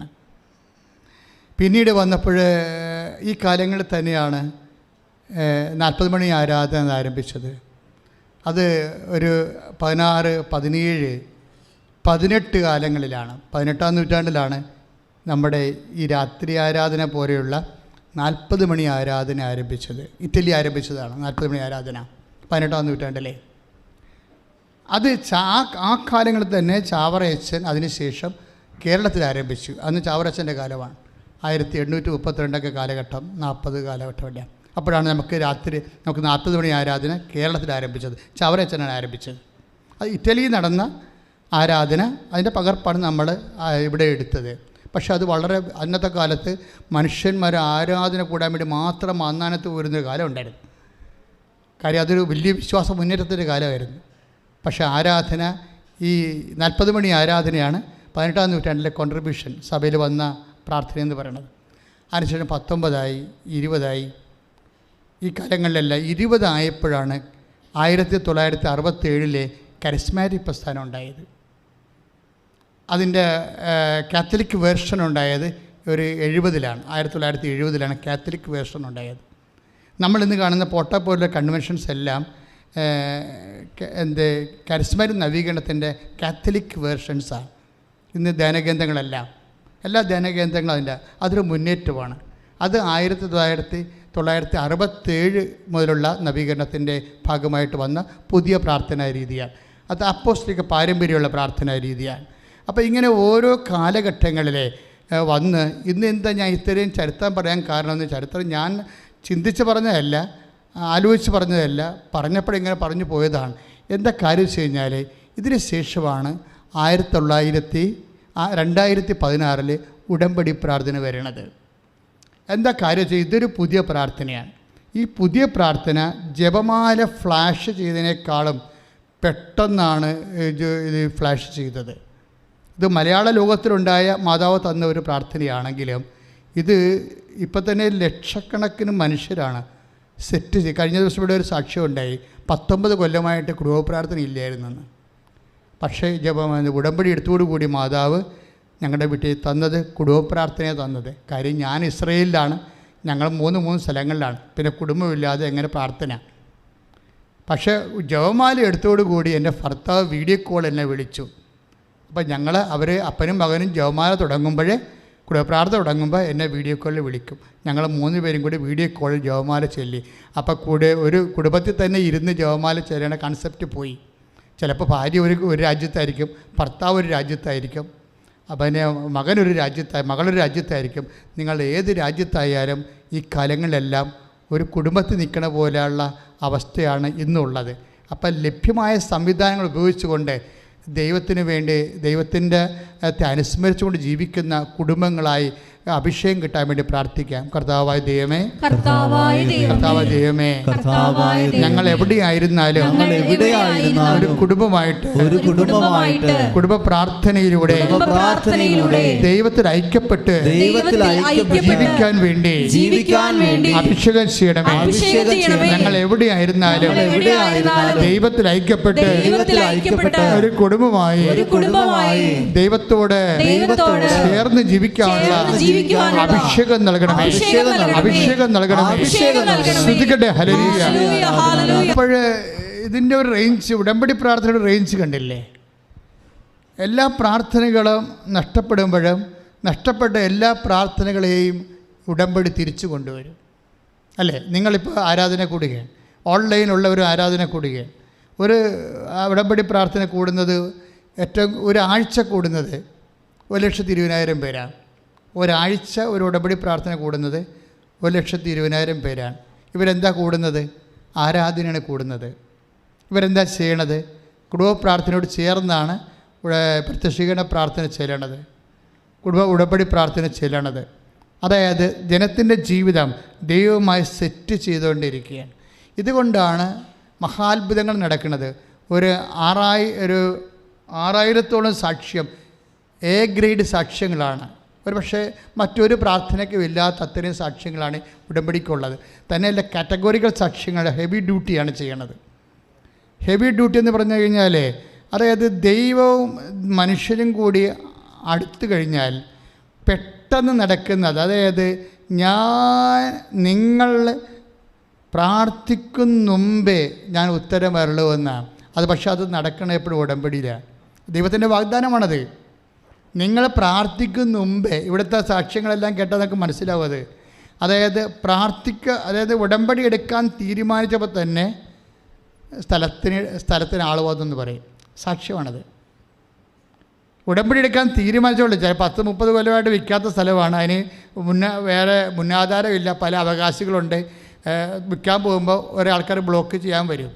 പക്ഷേ ഉടമ്പടി എടുക്കാൻ തീരുമാനിക്കുമ്പോൾ തന്നെയാണ് നിങ്ങൾക്ക് വിസ എല്ലാം ഓക്കെ ആകണതും. പെട്ടെന്നാണ് ഈ സംഭവം. അപ്പോൾ നിങ്ങൾ ഓർക്ക് എന്താ കാര്യം അങ്ങനെ സംഭവിക്കണം? ഞാൻ ഉടമ്പടി എടുത്തില്ലല്ലോ. എടുക്കാൻ തീരുമാനിച്ചാൽ മതി. കാര്യം നിങ്ങൾ എടുക്കുമെന്ന് ദൈവത്തിന് അറിയാം. അതാണ് അതിൻ്റെ ഒരു മെക്കാനിസം എന്ന് പറയുന്നത്. നിങ്ങൾ എടുക്കുമെന്നറിയാം. അങ്ങനെ എടുക്കുമെന്നും അത് വൃത്തിമേനയുമായിട്ട് ചെയ്യുമെന്നും ദൈവത്തിന് അറിയാവുന്നതുകൊണ്ട് അപ്പം തന്നെ എടുത്തതുപോലെയാണ് സംഭവം. അതുകൊണ്ടാണ് ഞാൻ പ്രാർത്ഥിക്കുമ്പോൾ തന്നെ ഇപ്പം നമ്മൾ 65-24 അതായത് വിളിക്കും മുമ്പേ ഞാൻ അവർക്ക് ഉത്തരമരുളും, പ്രാർത്ഥിച്ച് തീരും മുമ്പേ ഞാനത് കേൾക്കും. അതാണ് അത് ദൈവത്തിൻ്റെ വാഗ്ദാനത്തിലുള്ളതാണ്. നിങ്ങൾക്കറിയാം ഈ പ്രവാചകന്മാരെന്താ ചെയ്തതെന്ന് വെച്ച് കഴിഞ്ഞാൽ മോശത്തിന് കൊടുത്ത ഉടമ്പടി പാലിക്കുന്നുണ്ടോ, പാലിക്കുന്നില്ലെങ്കിൽ അവർ ശപിക്കും ദൈവത്തിൻ്റെ നാമത്തിൽ. അതിനാണ് ഈ പ്രവാചകന്മാർ. ഉടമ്പടിയിൽ ജനങ്ങളെ ഉറപ്പിച്ച് നിർത്താൻ വേണ്ടിയാണ് ദൈവം ന്യായാധിപന്മാരെയും പ്രവാചകന്മാരെയും വിട്ടത്. അത് മോശയ്ക്ക് ഉടമ്പടിയാണ്, മോശയുടെ ഉടമ്പടിയാണ്. ആ ഉടമ്പടിയിൽ ജനം നിൽക്കുന്നുണ്ടോ, അത് ജനങ്ങൾ വഴി കാല് തെറ്റി പോകാതിരിക്കാൻ വേണ്ടിയാണ് പ്രവാചകന്മാർ. എന്നിട്ട് ഉടമ്പടിയുടെ ഫീച്ചേഴ്സാണ് പറയണത്. എന്താ പറയണത്? ഉടമ്പടി പ്രകാരം ദൈവത്തിൻ്റെ വാഗ്ദാനമാണത്. എന്താണ്? ഐസയ 65-24 ഒന്ന് പറഞ്ഞ്, വിളിക്കും മുമ്പേ ഞാൻ അവർക്ക് ഉത്തരമരുളും, പ്രാർത്ഥിച്ചു തീരും മുമ്പേ ഞാനത് കേൾക്കും. ആ പ്രാർത്ഥിച്ചു തീരും മുമ്പേ എങ്ങനെ കേൾക്കണത്? അതാണ് വിഷയം. അപ്പോൾ നിങ്ങൾ പ്രാർത്ഥിക്കാൻ പോകുന്ന കാര്യങ്ങൾ ദൈവം മനസ്സിലാക്കും. ഇന്ന കാര്യമാണ് പ്രാർത്ഥിക്കാൻ പോകുന്നത്. അപ്പോൾ പ്രാർത്ഥനയേക്കാൾ സ്പീഡാണ് അതിൻ്റെ ഉത്തരം. പ്രാർത്ഥനയേക്കാൾ ഉത്തരം സ്പീഡാകണത് ഉടമ്പടിയുടെ വാഗ്ദാന ഭാഗമാണ്. അതുകൊണ്ടാണ് ഉടമ്പടി കൃത്യമായിട്ട് പാലിക്കുമ്പോൾ നിങ്ങൾ ഈ ഒരിക്കലും നിങ്ങൾ നടക്കത്തില്ലെന്ന് പറഞ്ഞ കാര്യങ്ങൾ നടക്കണത്. ഇപ്പോൾ കെസിയുടെ സാക്ഷ്യത്തിൽ എന്താ വന്നിരിക്കണത്? അമ്മ പറഞ്ഞത് ശരിയാ. അമ്മയെ ഈ കെസിയുടെ ഫോട്ടോ കാണിക്കുമ്പോഴേ അതൊരു വിശ്വാസത്തിൽ കാണിക്കണതാണ്.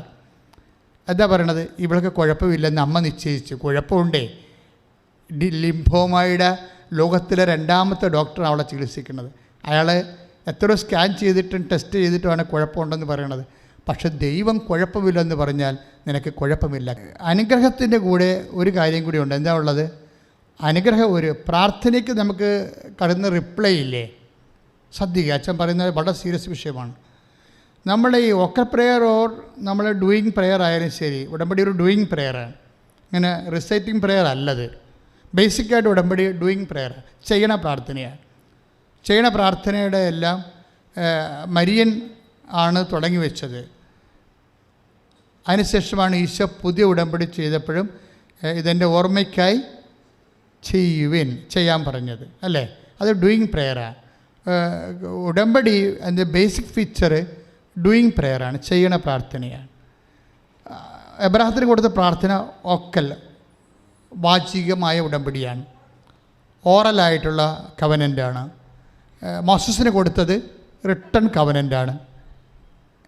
യേശു സ്ഥാപിച്ചത് ചെയ്യണ ഉടമ്പടിയാണ്. ഇതെൻ്റെ ഓർമ്മയ്ക്കായി ചെയ്യുവേൻ. അപ്പോൾ വാക്കാലായാലും ശരി, എഴുത്തായാലും ശരി, ചെയ്ത്തായാലും ശരി, ദൈവം ഉടമ്പടിയുമായിട്ടാണ് പ്രൊസീഡ് ചെയ്യണത്. അതുകൊണ്ടാണ് ഉടമ്പടി എല്ലാ പ്രാർത്ഥനകളുടെയും ഒരു മാതാവാണ്. എന്താ മറിയം ഉടമ്പടിയുടെ മാതാവാണെന്ന് പറയാൻ കാര്യം? പുതിയ നിയമം സ്റ്റാർട്ട് ചെയ്യണത് മാതാവിൻ്റെ ഉടമ്പടിയോട് കൂടിയാണ്. നമ്മളതിൻ്റെ ഒരു ഷെയർ ഹോൾഡേഴ്സാണല്ലേ. മരിയൻ ഉടമ്പടി പുതിയ നിയമം സ്റ്റാർട്ട് ചെയ്യണത് മാതാവ് ദൈവത്തോട് ചെയ്ത ഉടമ്പടിയോട് കൂടിയാണ്. ദൈവം കൊടുത്ത വാഗ്ദാനവും മാതാവ് വാഗ്ദാനത്തിന് പകരം തിരിച്ചു കൊടുത്തിട്ടുള്ള നിബന്ധനകൾ അക്സെപ്റ്റ് ചെയ്യാവുന്നുള്ള മാതാവിൻ്റെ കൺകറൻസ്, അതാണ് ഉടമ്പടിയുടെ കാമ്പെന്ന് പറയുന്നത്. അതിൻ്റെ അകത്ത് പ്രോമിസ് ഉണ്ട്, കൺകറൻസ് ഉണ്ട്. അപ്പോൾ ഉടമ്പടിക്ക് 2 ഘടകങ്ങളുണ്ടാവും എപ്പോഴും. നിങ്ങൾ ശ്രദ്ധിക്കണം. നിങ്ങൾ ഉടമ്പടി ചെയ്തവരും ചെയ്യാൻ പോണവരുമാണ്. ഉടമ്പടി നിങ്ങൾ ശ്രദ്ധിക്കേണ്ടത് ഉടമ്പടിയുടെ ഘടകങ്ങൾ എന്തൊക്കെയാണ്? ഒന്ന് പ്രോമിസാണ്, ദൈവത്തിൻ്റെ വാഗ്ദാനങ്ങൾ. എബ്രാഹത്തിന് വാഗ്ദാനം കൊടുത്തു, മോശസിന് വാഗ്ദാനം കൊടുത്തു. ഈശോയും നമുക്ക് പുതിയ നിയമത്തിലെ കുർബാന സ്ഥാപിച്ചപ്പോൾ, വലിയ ഉടമ്പടി സ്ഥാപിച്ചപ്പോൾ വാഗ്ദാനമാണ് നൽകിയത്. പക്ഷേ ഈശോയുടെ വാഗ്ദാനം എന്താണ്? പിതാക്കന്മാരെ മരുഭൂമി വെച്ച് മന്ന ഭക്ഷിച്ചു, അവർ മരിച്ചു. അതുപോലല്ല ഈ അപ്പം ഭക്ഷിക്കുന്നവൻ നിത്യം ജീവിക്കും. എൻ്റെ പ്രിയപ്പെട്ടവരെ, നമ്മൾ ഇപ്പോഴ് കർത്താവിൽ ധ്യാനിച്ചുകൊണ്ടിരിക്കുന്നത്, അതായത് നമ്മൾക്ക് ദൈവം നൽകുന്ന, നമ്മുടെ പ്രാർത്ഥനയ്ക്ക് ഉത്തരമായി ദൈവം നൽകുന്ന ആനുകൂല്യങ്ങൾക്ക് may be physical favours, that is blessings. Blessing എന്നാണ് നമുക്ക് ദൈവം തരുന്നത് അല്ലേ. ഈ ബ്ലെസ്സിങ്സിന് ബേസിക്കായിട്ട് ബ്ലെസ്സിങ്സ് എന്താ? ഫിസിക്കൽ ഫേവേഴ്സാണത്. പക്ഷേ ഇറ്റേണൽ ഫേവേഴ്സും ഉണ്ട് അതിൻ്റെ കൂടെ. ഈ കുർബാനയുടെയൊക്കെ ഫേവർ എന്ന് പറയണത് എന്താണ്? പിതാക്കന്മാർ മരുഭൂമി വെച്ച് മന്ന ഭക്ഷിച്ചു, അവർ മരിച്ചു, അതുപോലെ ഈ അപ്പം ഭക്ഷിക്കുന്ന നിത്യം ജീവിക്കും. ലോകത്തിൻ്റെ ജീവന് വേണ്ടി ഞാൻ നൽകുന്ന അപ്പം എൻ്റെ ശരീരം തന്നെയാണ്. എൻ്റെ ശരീരം ഭക്ഷിക്കുന്ന എന്നിലും ഞാൻ അവനിലും വസിക്കുന്നു. സജീവനായ പിതാവാണ് എന്നെ അയച്ചത്, അതുപോലെ എന്നെ ഭക്ഷിക്കുന്ന ഞാൻ മൂലം ജീവിക്കും. പരിശുദ്ധ കുർബാന സ്ഥാപിച്ചതിൻ്റെ ഉദ്ദേശം എന്താണ്?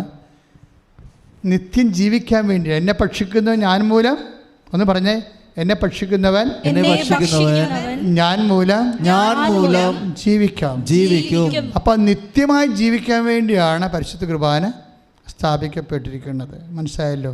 അത് ഉടമ്പടി ചെയ്യുന്നതിലൂടെയാണ്, അല്ലാതെ ഓൺലൈനിൽ കുർബാന പടം കാണുന്നതിലൂടെയല്ല. ഞങ്ങൾ പടമെല്ലാം അവസാനിപ്പിച്ചു. കോവിഡിൻ്റെ ഒരു പ്രത്യേക സാഹചര്യത്തിൽ പള്ളി പൂട്ടിപ്പോയപ്പോഴാണ് ഓൺലൈനിൽ കുർബാന വെച്ചത്. ഇപ്പോൾ ഞങ്ങളത് അവസാനിപ്പിക്കുക. എന്താ കാര്യം? കിടപ്പ് രോഗികളെ ഉദ്ദേശിക്കുന്നുള്ളൂ. അതിൻ്റെ അകത്ത് നിങ്ങളാരെയും ഉദ്ദേശിക്കണമെന്നില്ല. ആരോഗ്യമായിട്ട് 2 കാല് നിറച്ച് പള്ളിയിൽ പോകാൻ കഴിയുന്നവരെ, കർത്താവിൻ്റെ കുർബാന ബലിപീഠത്തിൽ എത്തിച്ചേരാൻ പറ്റുന്നവരെ ആരെയും ഓൺലൈനിൽ പ്രതീക്ഷിക്കുന്നില്ല. കിടന്നുപോയ ആൾക്കാരില്ലേ, അവർ ജീവിതകാലം മുഴുവനും കർത്താവിൻ്റെ എന്ന് പറഞ്ഞ് ജീവിച്ച ആൾക്കാരുണ്ട്. കർത്താവേ എന്നും പറഞ്ഞ് ജീവിച്ചവരുണ്ട്. ജീവിച്ചിരിക്കണമെങ്കിൽ എനിക്ക് കർത്താവിൻ്റെ അടുത്ത് പോകണം, കുർബാന അർപ്പിക്കണമെന്ന് പറഞ്ഞ് ജീവിച്ച ആൾക്കാരുണ്ട്. അവരിന്ന് കിടപ്പ് രോഗികളാണ്. ആ കർത്താവിൻ്റെ അടുത്തേക്ക് പോകാനുള്ള കാലമാകുമ്പോൾ കർത്താവിനെ കാണാൻ വേണ്ടിയാണ് TV കുർബാന വെച്ചിരിക്കുന്നത്, അല്ലാതെ ആരോഗ്യന്മാർക്കല്ല. രോഗികൾക്കാണ് TV കുർബാന കൊണ്ട് ആവശ്യം. അപ്പം നിങ്ങൾ TV കുർബാനയുടെ ഓൺലൈൻ കുർബാനയുടെ കാലം കഴിഞ്ഞു. നിങ്ങൾ കർത്താവിൻ്റെ ആലയത്തിൽ പോയി തന്നെ അവൻ്റെ ഓർമ്മയ്ക്കായി കാണുവിനെന്നാണ് ഈശോ പറഞ്ഞത്. ഇതെൻ്റെ ഓർമ്മയ്ക്കായി കാണുവിൻ എന്ന് പറഞ്ഞ ഈശോ ഇല്ല, ഇതെൻ്റെ ഓർമ്മയ്ക്കായി ചെയ്യുവിൻ. ചെയ്യണമെങ്കിൽ അഭിഷിക്തം വേണം, ദേവാലയം വേണം, ബലിപീഠം വേണം, സഭയുടെ കൂട്ടായ്മ വേണം. അപ്പോൾ എല്ലാ പരിപാടികളും ക്യാൻസൽ ചെയ്തിരിക്കുകയാണ്. എന്താണ്? ഓൺലൈനായിട്ടുള്ള കുർബാനയോട് ബന്ധപ്പെട്ട എല്ലാ വിഷയവും അവസാനിപ്പിച്ചിരിക്കുകയാണ്. എല്ലാ വിശ്വാസികളും, ഇത് കേൾക്കുന്ന എല്ലാവരും ഇനി കുർബാന ദേവാലയത്തിൽ പോയി കൂടണം, മുടങ്ങരുത്. അത് കർത്താവുമായിട്ടുള്ള ആത്മബന്ധം നമ്മൾ പുതുക്കുകയാണ്. എന്താ കാര്യം? നിത്യമായി അവൻ്റെ കൂടെ ജീവിക്കാനുള്ളവരാണ്. നമ്മളിലെ പരിശുദ്ധാത്മ പറഞ്ഞത് എന്താണ്? പുതിയ നിയമത്തിലെ ഉടമ്പടിയുടെ അമ്മയെന്ന് പറയുന്നത് പരിശുദ്ധ അമ്മയാണ്, ഉടമ്പടിയുടെ മാതാവ്. എന്താ കാര്യം? ഈശോയെപ്പോലും നമുക്ക് കിട്ടുന്നത് അമ്മ ഉടമ്പടി ചെയ്തിട്ടാണ്. You got the point. ഈ ലോകത്ത് ഒരു മനുഷ്യന് കിട്ടാവുന്ന ഏറ്റവും വലിയ ദാനം എന്താണ്? Jesus Christ. കൈയിടിച്ച് കർത്താൻ നിങ്ങൾ ആരാധിക്കുമ്പോൾ ആസ്വദിച്ചങ്ങ് ആരാധിക്കണം. ജീവിക്കണ ദൈവം. കാര്യം കൃപാസനത്തിൽ ആരാധന അമ്മ ജീവനോടെ പ്രത്യക്ഷപ്പെട്ട ഇടത്താണ് നിൽക്കണം നമ്മളല്ലേ.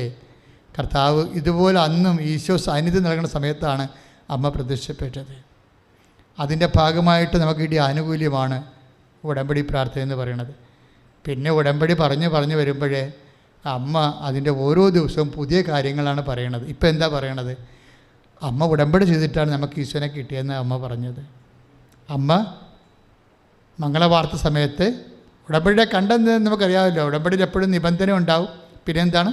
നിയോഗം ഉണ്ടാവും, വാഗ്ദാനം ഉണ്ടാവും. അത് നിറവേറ്റാൻ വേണ്ടിയുള്ള നമ്മുടെ പ്രതിജ്ഞ ഉണ്ടാവും. ഇതാണ് ഉടമ്പടിയിലുള്ളത്. ഇത് നമ്മൾ നടത്തുന്നത് മരിയൻ ഉടമ്പടിയാണ്. അമ്മ ചെയ്ത ഉടമ്പടിയാണ് ചെയ്യണത്. അമ്മ ചെയ്ത ഉടമ്പടി പ്രകാരമാണ് നമുക്ക് ഈശോനെ കിട്ടിയത്.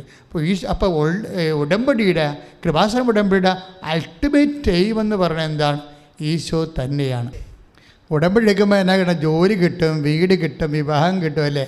പക്ഷേ ബേസിക്കായിട്ട് എന്നാ കിട്ടണത്? ക്രിസ്തുവിനെ കിട്ടണത്. കുറച്ച പോയിൻറ്റ്.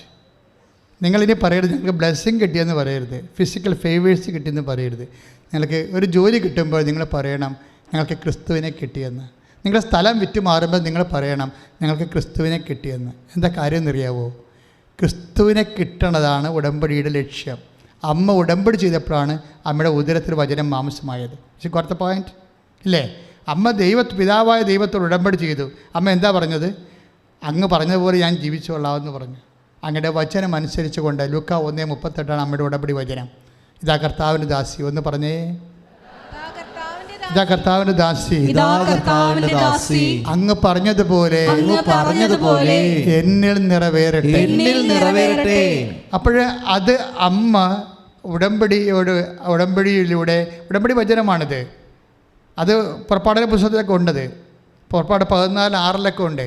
കർത്താവ് കൽപ്പിച്ചതെല്ലാം ഞങ്ങൾ ചെയ്തോളാമെന്ന് പറയണം. പുറപ്പാട് 19:4 അത് തന്നെയാണ് ഉടമ്പടിയിലുള്ളത്. അമ്മ പറഞ്ഞത് അതാണ്. എന്താ പറയണത്? ഇതാ കർത്താവിൻ്റെ ദാസി, അങ്ങ് പറഞ്ഞതുപോലെ എന്നെ അത് ഉടമ്പടി വചനമാണ്. പുറപ്പാടിൻ്റെ പുസ്തകം 19:4 ദൈവജനം ഉടമ്പടി ചെയ്തപ്പോൾ ദൈവത്തിന് കൊടുത്ത വാഗ്ദാനമാണത്. എന്താണ്? കർത്താവേ, പിതാവായ ദൈവമേ, അങ്ങ് പറഞ്ഞതുപോലെ ഞങ്ങൾ ജീവിച്ചുകൊള്ളാവുന്നത്. അത് തന്നെയാണ് ഉടമ്പടി വചനം. അതാണ് അമ്മ പറയണത്. ലൂക്കാ 1:38 എന്താ പറയണത്? ഇതാ കർത്താവിൻ്റെ ദാസി, പറഞ്ഞേ, ഇതാ കർത്താവിന്റെ ദാസി, അങ്ങ് പറഞ്ഞതുപോലെ എന്നിൽ നിറവേറട്ടെ. ഇത് കർത്താവിൻ്റെ വചനം അനുസരിച്ചുകൊണ്ട് ഞാൻ ജീവിച്ചുകൊള്ളാം. അതാണ് ഉടമ്പടിയുടെ വചനം. ഉടമ്പടിയുടെ മർമ്മവചനം അതാണ്. എന്താണ്? കർത്താവിൻ്റെ വചനം അനുസരിച്ചുകൊണ്ട് ഞങ്ങൾ ജീവിച്ചുകൊള്ളാം. അത് മാതാവിൻ്റെ സാക്ഷിയായി നിർത്തിക്കൊണ്ട് മാതാവിൻ്റെ മധ്യസ്ഥ ചെയ്യുന്ന ഉടമ്പടിയാണ് മരിയൻ ഉടമ്പടി. പ്രീഡിയാവും. അത് മാതാവിൻ്റെ മധ്യസ്ഥയിലാണ് ചെയ്യണത്. എന്താ കാര്യം വെച്ച് കഴിഞ്ഞാൽ, മാതാവിൻ്റെ മധ്യസ്ഥയ്ക്കുള്ള ഒരു പ്രശ്നം ഇത് പ്രതിരോധിക്കാൻ പറ്റത്തില്ല. കാര്യം അമ്മയുടെ കപ്പാസിറ്റിയാണ് എൻ്റെ പ്രധാനപ്പെട്ട കാരണം. അമ്മ ഒരു കാര്യം പറഞ്ഞാൽ അവർക്ക് വീഞ്ഞില്ല എന്ന് പറയുമ്പോൾ സ്വാഭാവികമായി മെറിറ്റില്ലാത്തൊരു കാര്യമാണത്. എന്താണ് കാര്യം? ഈശോ പറയുന്നുണ്ട്, ഇത് എനിക്കും നിനക്കും എന്താണ്, എൻ്റെ സമയം ഇനി സമാഗതമായിട്ടില്ലല്ലോ. യോഹന്നാൻ 2:3 പറയും അല്ലേ, 2:4. അപ്പോൾ സ്വാഭാവികം നടക്കാൻ സാധ്യതയില്ല. ഒരു പക്ഷേ ദൈവപൈതൽ നീ ഉടമ്പടി വെച്ചിരിക്കുന്ന കാര്യങ്ങൾ സ്വാഭാവികമായി നടക്കാൻ സാധ്യതയില്ലാത്ത കാര്യമാണ്. സ്വാഭാവികമായി നടക്കാൻ കാര്യമില്ലാത്ത കാര്യമാണ്. പക്ഷെ അമ്മ അതിൻ്റെ മധ്യസ്ഥം വഹിച്ചാൽ അത് നടക്കും. ഇപ്പം ചിലരോട് പറയത്തില്ല, എൻ്റെ റാങ്ക് 144 144 പേര് അപ്പോയിൻ്റ് ചെയ്താൽ മാത്രമേ എന്നെ അപ്പോയിൻ്റ് ചെയ്യത്തുള്ളൂ. പക്ഷേ 144 സീറ്റില്ല, 144 വേക്കൻസി ഇല്ല എന്ന് പറഞ്ഞിട്ട് അവർ മാതാവ് വേക്കൻസി ഉണ്ടായിട്ട് അവർ അഡ്മിറ്റ് ചെയ്യും കൊണ്ടുപോയി. അയ്യോ, അത് കണ്ടാൽ നമുക്ക് അരഞ്ഞു പോകും. എന്ന് ചില ഉടമ്പടിയിൽ അത് പാലിക്കും. നിങ്ങൾ ഉടമ്പടിയോട് അപ്പം ഞാൻ നിങ്ങൾക്ക് വ്യാമോഹം നൽകുകയല്ല, ഞാൻ ഇവിടുത്തെ സാക്ഷ്യങ്ങൾ എക്സ്പ്ലെയിൻ ചെയ്യണതാണ്. നിങ്ങൾ വിചാരിക്കരുത് നിങ്ങളെ ഇൻസ്റ്റിഗേറ്റ് ചെയ്യണമെന്ന്. No, never. എൻ്റെ ആവശ്യമില്ല. മറിച്ച് നിങ്ങൾ സാക്ഷ്യങ്ങൾ പരിശോധിക്കണം. ഓരോ സാക്ഷ്യവും എടുത്തിട്ട് പരിശോധിക്കണം. ഞങ്ങളുടെ കയ്യിൽ റിസർവ് ഇരിക്കുന്ന ഒരു 2000 സാക്ഷ്യങ്ങൾ ഈ ആഴ്ചയിൽ എല്ലാ ദിവസവും സർവ്വസമയ സാക്ഷ്യം എന്ന് പറഞ്ഞ് ഇടാൻ പോവുകയാണ്.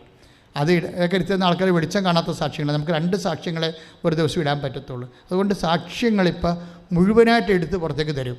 എന്തിനാ കാര്യം എന്ന് വെച്ച് കഴിഞ്ഞാൽ, ഉടമ്പടി എന്ന് പറയുമ്പോൾ ദൈവം വാക്ക് പാലിക്കുന്ന പ്രാർത്ഥനയാണ്. പക്ഷെ നമ്മൾ തിരിച്ചെന്താ ചെയ്യേണ്ടത്? ആ ദൈവത്തോട് വിശ്വസ്തത പുലർത്തണം. ഉടമ്പടി ഫെയ്ത്തിൽ വർക്ക് ചെയ്യത്തില്ല.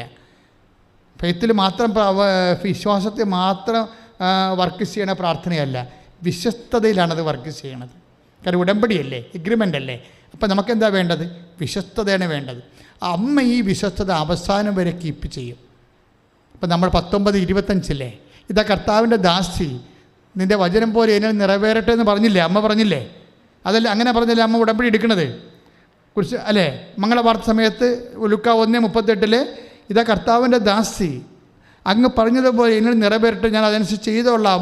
അങ്ങ് പറഞ്ഞ കാര്യം അതനുസരിച്ച് നിറവേറ്റിക്കൊള്ളാവുന്നതാണ് അമ്മ ദൈവത്തോട്, പിതാവായ ദൈവത്തിന് വാക്ക് കൊടുക്കുന്നത്. ഈ വാക്ക് അമ്മ അവസാനം വരെ പാലിക്കും. കുരിശിൻ്റെ ചുവട് വരെ ബോധം കെട്ട് വീഴാതെ നിൽക്കും അവിടെ.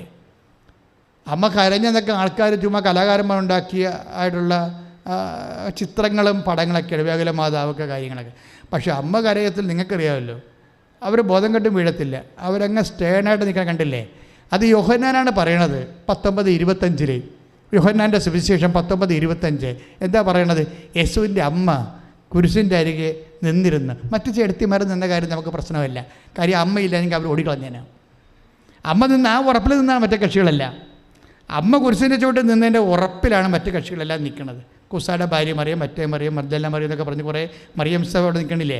അത് അമ്മയുടെ ഉറപ്പിൽ നിൽക്കുക. അമ്മ എങ്ങാനും ഇല്ലെങ്കിൽ അവർ ഓട്ടോറിക്ഷ എടുത്ത് അപ്പത്തേന് പോയേനാം. കാര്യം അമ്മ നിൽക്കുകയാണെങ്കിൽ നമുക്ക് നിൽക്കാൻ പറ്റും.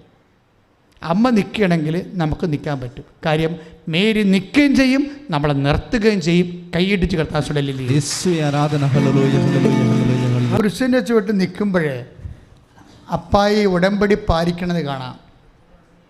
അമ്മയോടൊന്ന് പറഞ്ഞായിരുന്നല്ലോ അല്ലേ, ഉടമ്പടി എടുക്കുന്ന സമയത്ത് പറഞ്ഞായിരുന്നു.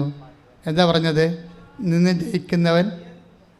ജനിക്കുന്നവൻ അത്യുന്നതൻ ദൈവപുത്രൻ വിളിക്കപ്പെടും അല്ലേ.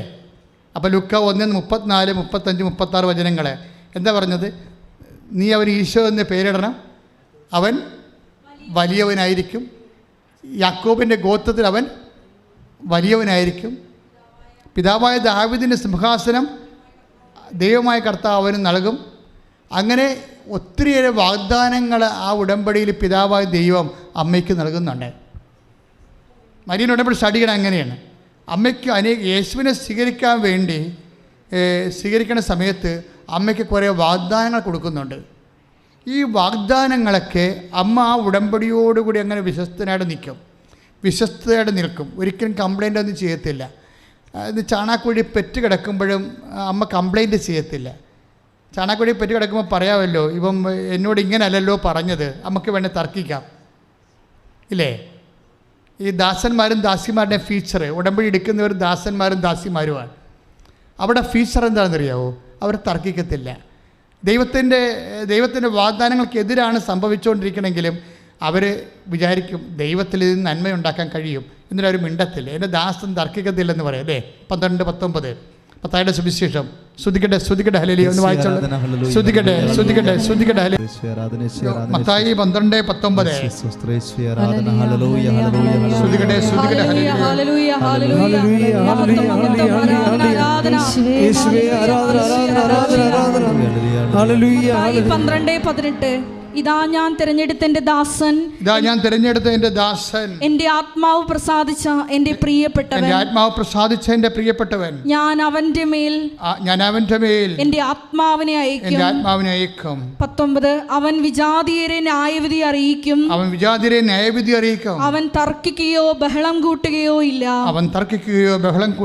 തെരുവീതികളിൽ അവന്റെ ശബ്ദം ആരും കേൾക്കുകയില്ല. അവന്റെ സ്വരം ആരും കേൾക്കുകയില്ല. ഇത് ഉടമ്പടിയുടെ വിഷയമാണ്. ഉടമ്പടി എടുത്തിട്ടുള്ളവർ സംസാരിക്കത്തില്ല. ജീവിതത്തിൽ ഘടകവിരുദ്ധമായിട്ടാണ് സംഭവിക്കുമ്പോഴും അപ്പനിൽ നന്മയുണ്ടാക്കാൻ അപ്പന് കഴിയും. അപ്പൻ എന്നോട് വാക്ക് പാലിക്കും. അതാണ് ദാസൻ എന്ന്. ഉടമ്പടിയോട് വിശ്വസ്ത പാലിക്കുന്നവരെയാണ് വിശുദ്ധ ഗ്രന്ഥം ദാസൻ എന്ന് പറയുന്നത്, അല്ലെങ്കിൽ ദാസി. ഈശോ അപ്പനോട് ഉടമ്പടി ചെയ്ത ആളാണ്. അമ്മയും ഈശോയും അപ്പനോട് ഉടമ്പടി ചെയ്ത ആളാണ്. ഇവർ രണ്ടുപേരെയും വിശുദ്ധ വചനം ദാസനും ദാസിയും എന്ന് വിളിക്കുന്നത്. ഉടമ്പടി ചെയ്യുന്നവർ എന്തിൻ്റെ ദാസിയാണ്? കർത്താവിൻ്റെ ദാസി, ലോകത്തിൻ്റെ ദാസിയല്ല. അതാണ് അമ്മ പറയണത്. ഇതാ കർത്താവിൻ്റെ ദാസി, അങ്ങേ വചനം പോലെ എന്നിൽ നിറവേറട്ടെ. അതുകൊണ്ടാണ് ഇടയന്മാർ പ്രാകൃത വേഷം കെട്ടി 2 മണിക്ക് പച്ചപ്പാതിലേക്ക് വരുമ്പോഴേ അമ്മ ഹൃദയത്തിൽ സംഗ്രഹിച്ച് കഴിയണം. അമ്മ തർക്കിച്ചില്ല. എന്നോട് ഇങ്ങനെയല്ലല്ലോ പറഞ്ഞത്, ദാവീദിൻ്റെ സിംഹാസനം തരുമെന്നൊക്കെയല്ലേ പറഞ്ഞത്, ഞാൻ ചാണാക്കുഴിയിലാണല്ലോ കിടക്കണത്. പക്ഷേ ഷീ നെവർ ടോട്ട്. അവൾ സംസാരിച്ചില്ല. എന്തിനാണ് ബൈബിൾ പറയണത്? എന്നിട്ട് എന്താ പറയണത്? ഈ പ്രാകൃതമായ അവസ്ഥയിലാണെങ്കിലും ഇത് കഴിയുമ്പോൾ അപ്പൻ്റെ വാക്ക് പാലിക്കും. അപ്പൻ്റെ വാക്ക് അപ്പന് പാലിക്കാൻ അപ്പന് സമയമുണ്ടെന്ന് നമ്മളോട് പറയുന്നത് മാതാവാണ്. കൈ ഇടിച്ച് ശ്രദ്ധിക്കട്ടെ. പരമദിവ്യകാരുണ്യത്തിന് അപ്പോഴേ ഇൻ ബിറ്റ്വീൻ, ഉടമ്പടി കാലത്ത് ഇൻ ബിറ്റ്വീൻ നിങ്ങളുടെ ജീവിതത്തിൽ എന്തെങ്കിലും ഒരു കാര്യങ്ങൾ നിങ്ങളുടെ ഒരു പ്രതീക്ഷയ്ക്ക് എതിരെ സംഭവിച്ച നിങ്ങൾ അമ്മയെപ്പോലെ ഹൃദയത്തിൽ സംഗ്രഹിക്കണം. തർക്കം ഉണ്ടാക്കരുത്, ബഹളം ഉണ്ടാക്കരുത്. അത് അപ്പോൾ അവിടെ ഉടമ്പടി ബ്രേക്ക് ആവും. നിൻ്റെ കർത്താവ് ഇത് പൂർത്തിയാക്കും. ചിലർ ഡോക്ടർ പറയും. ഇപ്പം ഇന്നലെ ഒരു സാക്ഷി ഇവിടെ ഉണ്ടായിരുന്നു. അപ്പോൾ ഒരു കുഞ്ഞിനെ കൊണ്ടുവന്ന് അമ്മ സാക്ഷ്യം പറയുകയാണ്. അപ്പോൾ ഇതിന് ഡൗൺ സിൻഡ്രോമാണ്. 4-ാം മാസം തൊട്ട് സ്കാനിങ്ങിൽ ഡൗൺ സിൻഡ്രം വരാൻ തുടങ്ങി. അപ്പോൾ എല്ലാവർക്കും കരച്ചിലായി. പക്ഷേ ഈ അമ്മ മാത്രം കരയത്തില്ല. വീട്ടിലെല്ലാവർക്കും ഒരു കുഞ്ഞിനെ കിട്ടാതിരുന്ന് കിട്ടുകയാണ്. കുറച്ച് നാളായിട്ട് അവർക്ക് കുഞ്ഞുങ്ങളില്ലായിരിക്കുമായിരുന്നു. ഉടമ്പടി എടുത്തപ്പോൾ കുഞ്ഞിനെ കിട്ടി. പക്ഷേ അതിന് സ്കാൻ ചെയ്തപ്പോൾ ഡൗൺ സിൻഡ്രോം ആയിപ്പോയി. ഡോക്ടർ പറഞ്ഞു ഇതിനെ എടുത്ത് കളയാം, അല്ലെങ്കിൽ നിങ്ങൾക്ക് കുരിശായിട്ട് വരുമെന്ന് പറയും. 4-ാം മാസം മുതൽ ഡൗൺ സിൻഡ്രോമാണ്, 5-ാം മാസവും ഡൗൺ സിൻഡ്രോമാണ്. എടുത്ത് കളയാൻ 5 മാസം കഴിഞ്ഞാൽ പിന്നെ എടുത്ത് കളയാനുള്ള റിസ്ക്കാണ് സംഭവം. ഒക്കെ ഈ സ്ത്രീ പറയണ ഒരു കാര്യമുണ്ട്. എന്താണ്? ഇത് ഉടമ്പടിയുടെ കുഞ്ഞാണ്, അമ്മ തന്നതാണ്. ഡൗൺ സിൻഡ്രോം ആണെങ്കിൽ അത് അമ്മയുടെ ഇഷ്ടമാണ്, ഞാൻ വളർത്തു വന്നു. ഇതാ കർത്താവിൻ്റെ ദാസി. ഇതിന് ചുവന്നുകൊണ്ട് ഞാൻ നടക്കണതാണ് ദൈവത്തിൻ്റെ ഇഷ്ടമെങ്കിൽ ഐ വിൽ ഡു ഇറ്റ്. പക്ഷേ എന്താ, വിശ്വാസം ഇൻവെസ്റ്റ് ചെയ്ത് കഴിഞ്ഞപ്പോൾ ദൈവം ആ ഉടമ്പടി അക്സെപ്റ്റ് ചെയ്ത് അടിപൊളി കുഞ്ഞ്, ഒരു കുഴപ്പമില്ല. അതാണ് വിഷയം. കാര്യം ശാസ്ത്രത്തെ ഇങ്ങനെ തിരുത്തണ കാണാൻ ഉടമ്പടി. അതെന്താണ്? വ്യക്തികളുടെ ഇൻവെസ്റ്റ്മെൻറ്റാണ്. എന്ത് ഇൻവെസ്റ്റ്മെൻറ്റാണ്? വിശ്വാസത്തിൻ്റെ നിക്ഷേപം. അമ്മ അപ്പനുമായി ഉടമ്പടി എടുക്കുന്ന കാലത്താണ് അപ്പന് അമ്മയ്ക്കൊരു വാഗ്ദാനം കൊടുക്കും. എന്താണ് കൊടുക്കുന്നത്? അവൻ്റെ രാജ്യത്തിന് അവസാനം ഉണ്ടാവുകയില്ല. അതാണ് വാഗ്ദാനം. നിത്യതയുടെ വാഗ്ദാനം ആദ്യമായിട്ട് അപ്പം കൊടുക്കുന്നത് അമ്മയുടെ കയ്യിലാണ്. ഈ ഭൂമിയിൽ ഈശോ നമുക്ക് നൽകിയ ഏറ്റവും വലിയ സമ്മാനം എന്താണ്? നിത്യസമ്മാനമാണ്. അമ്മ നിത്യതയെ നമ്മൾ വിളിക്കണത് എന്തെന്നാണ്? നിത്യസമ്മാനം. ഇതാ ഞാൻ വരുന്നു, എൻ്റെ സമ്മാനം കൊണ്ട് വരുന്നു, അല്ലേ? ഇപ്പം വെളിപാടിൻ്റെ പുസ്തകം 21 ഒക്കെ പറയണത് എന്താ? 22 ഇതാ ഞാൻ വരുന്നു, എൻ്റെ സമ്മാനവും കൊണ്ടുവരുന്നു. എന്താണ്? നിത്യത. നിത്യകാലം കർത്താവിൻ്റെ കൂടെ ജീവിച്ചിരിക്കാനുള്ള ഏറ്റവും വലിയ സമ്മാനമാണ് ക്രിസ്തു നമുക്ക് നൽകുന്ന അൾട്ടിമേറ്റ് പ്രൈസ്, ആത്യന്തികമായ സമ്മാനം. ഈ ആത്യന്തികമായ സമ്മാനത്തിനെക്കുറിച്ച് ദൈവത്തിൻ്റെ ആദ്യത്തെ പ്രവചനം പിതാവ് ഉടമ്പടി എടുത്തപ്പോൾ അമ്മയോട് പറഞ്ഞതാണ്. ലൂക്ക 1:33 അവൻ്റെ രാജ്യത്തിന് അവസാനമുണ്ടാകത്തില്ല. ഈ വാഗ്ദാനം നിറവേറുന്നതിന് മുമ്പ് കുറേ കാര്യങ്ങളൊക്കെ ഉണ്ടായിരുന്നു. ഈശോ അമ്മയുമായി പലപ്പോഴും ചില അസ്വസ്ഥ്യങ്ങൾ അവരുടെ ജീവിതത്തിലുണ്ടായി. അമ്മയുടെയും മകൻ്റെയും ജീവിതത്തിൽ അമ്മയോട് പറയാതെ ഈശോ ജെറുസലേമിൽ തന്നെ താമസിക്കുകയും അമ്മ പാടുനടപ്പ് നടന്ന് കുറേ കാശും പോയി സങ്കടപ്പെട്ട് തിരിച്ചു വരുന്ന ഭാഗങ്ങളൊക്കെ സഹിക്കാൻ പറ്റാത്ത ഭാഗങ്ങളാണ്. എൻ്റെ ഈശോ എന്ന് വിളിക്കോടാ, എന്താണ് നീ ഞങ്ങളോട് ഇങ്ങനെ ചെയ്തത്? നിൻ്റെ അപ്പനും ഞാനും കൂടി എന്ത് വിഷമിച്ചെന്നറിയാവോ? അപ്പോഴമ്മ ഈശോ ചോദിക്കണേ എന്താ? ഈ ഉടമ്പടി കാലത്ത് നമ്മൾ പലപ്പോഴും ഒന്ന് ഷെയ്ക്ക് ചെയ്തുകൊണ്ടിരിക്കും. കർത്താവ് ഈ ഷെയ്ക്ക് ചെയ്യുമ്പോഴൊക്കെ പത്രോസിൻ്റെ ഒരു വചനമാണ് എനിക്ക് മനസ്സിൽ നിങ്ങൾക്ക് തരാനുള്ളത്. എന്താണ്? നിങ്ങളുടെ വിളിയും തിരഞ്ഞെടുപ്പ് ഉറപ്പിക്കുന്നതിൽ ഉത്സുകരാകണം. വിളിയും തിരഞ്ഞെടുപ്പും ഉറപ്പിക്കാനുള്ളതാണ്. അപ്പം ഇടയ്ക്കിടയ്ക്ക് അത് കുലുക്കി ദൈവം ഉറപ്പിക്കും. 2 പത്രോസ് 1:10 ആകയാൽ സഹോദരങ്ങളെ പറഞ്ഞേ, ആകയാൽ സഹോദരരെ നിങ്ങളുടെ വിളിയും തിരഞ്ഞെടുപ്പും ഉറപ്പിക്കുന്നതിൽ കൂടുതൽ ഉത്സാഹമുള്ളവരായിരിക്കുവേ. അങ്ങനെ ചെയ്താൽ വീണു പോവില്ല. ഉടമ്പടി കാലം എന്ന് പറയുമ്പോൾ അത് വിശുദ്ധ പത്രോസിലൂടെ നൽകുന്നതാണ് കർത്താവിൻ്റെ സന്ദേശം. 2 പത്രോസ് 1:10 വിളി എന്താണ്? വിശ്വാസത്തിലേക്കുള്ള വിളിയാണ്, അല്ലേ? നിങ്ങൾ പലതരത്തിലുള്ള ആൾക്കാരുണ്ട് ഇവിടെ. ക്രിസ്ത്യൻസ് ഉണ്ട്, നോൺ ക്രിസ്ത്യൻസ് ഉണ്ട്. പക്ഷേ when we pray to Jesus and we are in Jesus. അപ്പോഴെന്താ സംഭവിക്കണം അതിൻ്റെ അകത്ത്? അതായത് ഈ വിശ്വാസത്തിൻ്റെ വിളി, പിന്നെ എന്താണ്? നിങ്ങളുടെ തിരഞ്ഞെടുപ്പ്. ഈ വിശ്വാസം എപ്പോഴും വർദ്ധിപ്പിക്കുന്നത് ഒരു തിരഞ്ഞെടുപ്പിലൂടെയാണ്. ഞാൻ തിരഞ്ഞെടുത്തത് എന്താണ്? വൈദിക വൃത്തിയാണ്, അല്ലേ? നിങ്ങൾ തിരഞ്ഞെടുത്ത കുടുംബജീവിതമാണ്, അല്ലേ? ഇത് തിരഞ്ഞെടുപ്പാണ്. അതിൽ മക്കളുണ്ടാകും, ഭർത്താവ് ഉണ്ടാകും, ഭാര്യ ഉണ്ടാകും. അവർ പല കയ്യാങ്കളി കാണിക്കുകയും ചെയ്യും, ഇല്ലേ? ഇതൊക്കെ ഇതിനകത്ത് ഈ വിളിയിലുള്ളതാണ്. അതുകൊണ്ട് പത്രോസ് എന്താ പറയണത്? മക്കളെ, വിളിയാണിത്.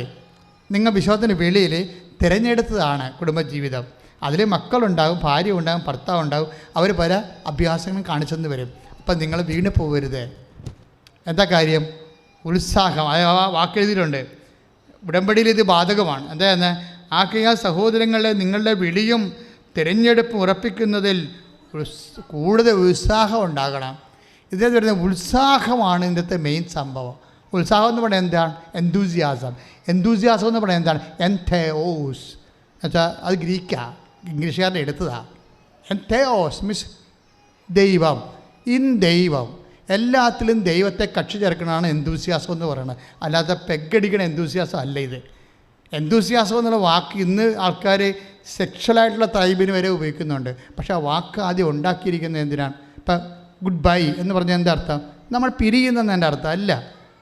ദൈവം ഗോഡ് ബി വിത്ത് യു, ദൈവം നിങ്ങളുടെ കൂടെ എന്നാണ് എൻ്റെ അർത്ഥം. ബൈബിളാണ്. ഇതെല്ലാം ഒരു മനുഷ്യൻ വിശ്വാസം ജീവിച്ചൊരു മനുഷ്യർ ഉണ്ടാക്കിയെടുത്ത ടെർമിനോളജികളാണിത്. അതിനെല്ലാം ആ അർത്ഥം ഇന്ന് പുതിയ തലമുറയ്ക്ക് വിശ്വാസം നഷ്ടപ്പെട്ടപ്പോൾ വേറെ കാര്യങ്ങളൊക്കെ അത് ഉപയോഗിക്കാൻ തുടങ്ങിയെന്ന് മാത്രമേ ഉള്ളൂ. പക്ഷേ ഒരു കാര്യം സത്യമാണ്, ഉത്സാഹം എപ്പോഴും ഉത്സാഹം തന്നെയാണ്. നിങ്ങൾ ഇന്ന് കാണിക്കുന്ന ഉത്സാഹം അവസാനം വരെ കാണിച്ചില്ലെങ്കിൽ വെളിപാടിൻ്റെ പുസ്തകത്തിലെ ക്വസ്റ്റ്യൻ വരുന്നുണ്ട്.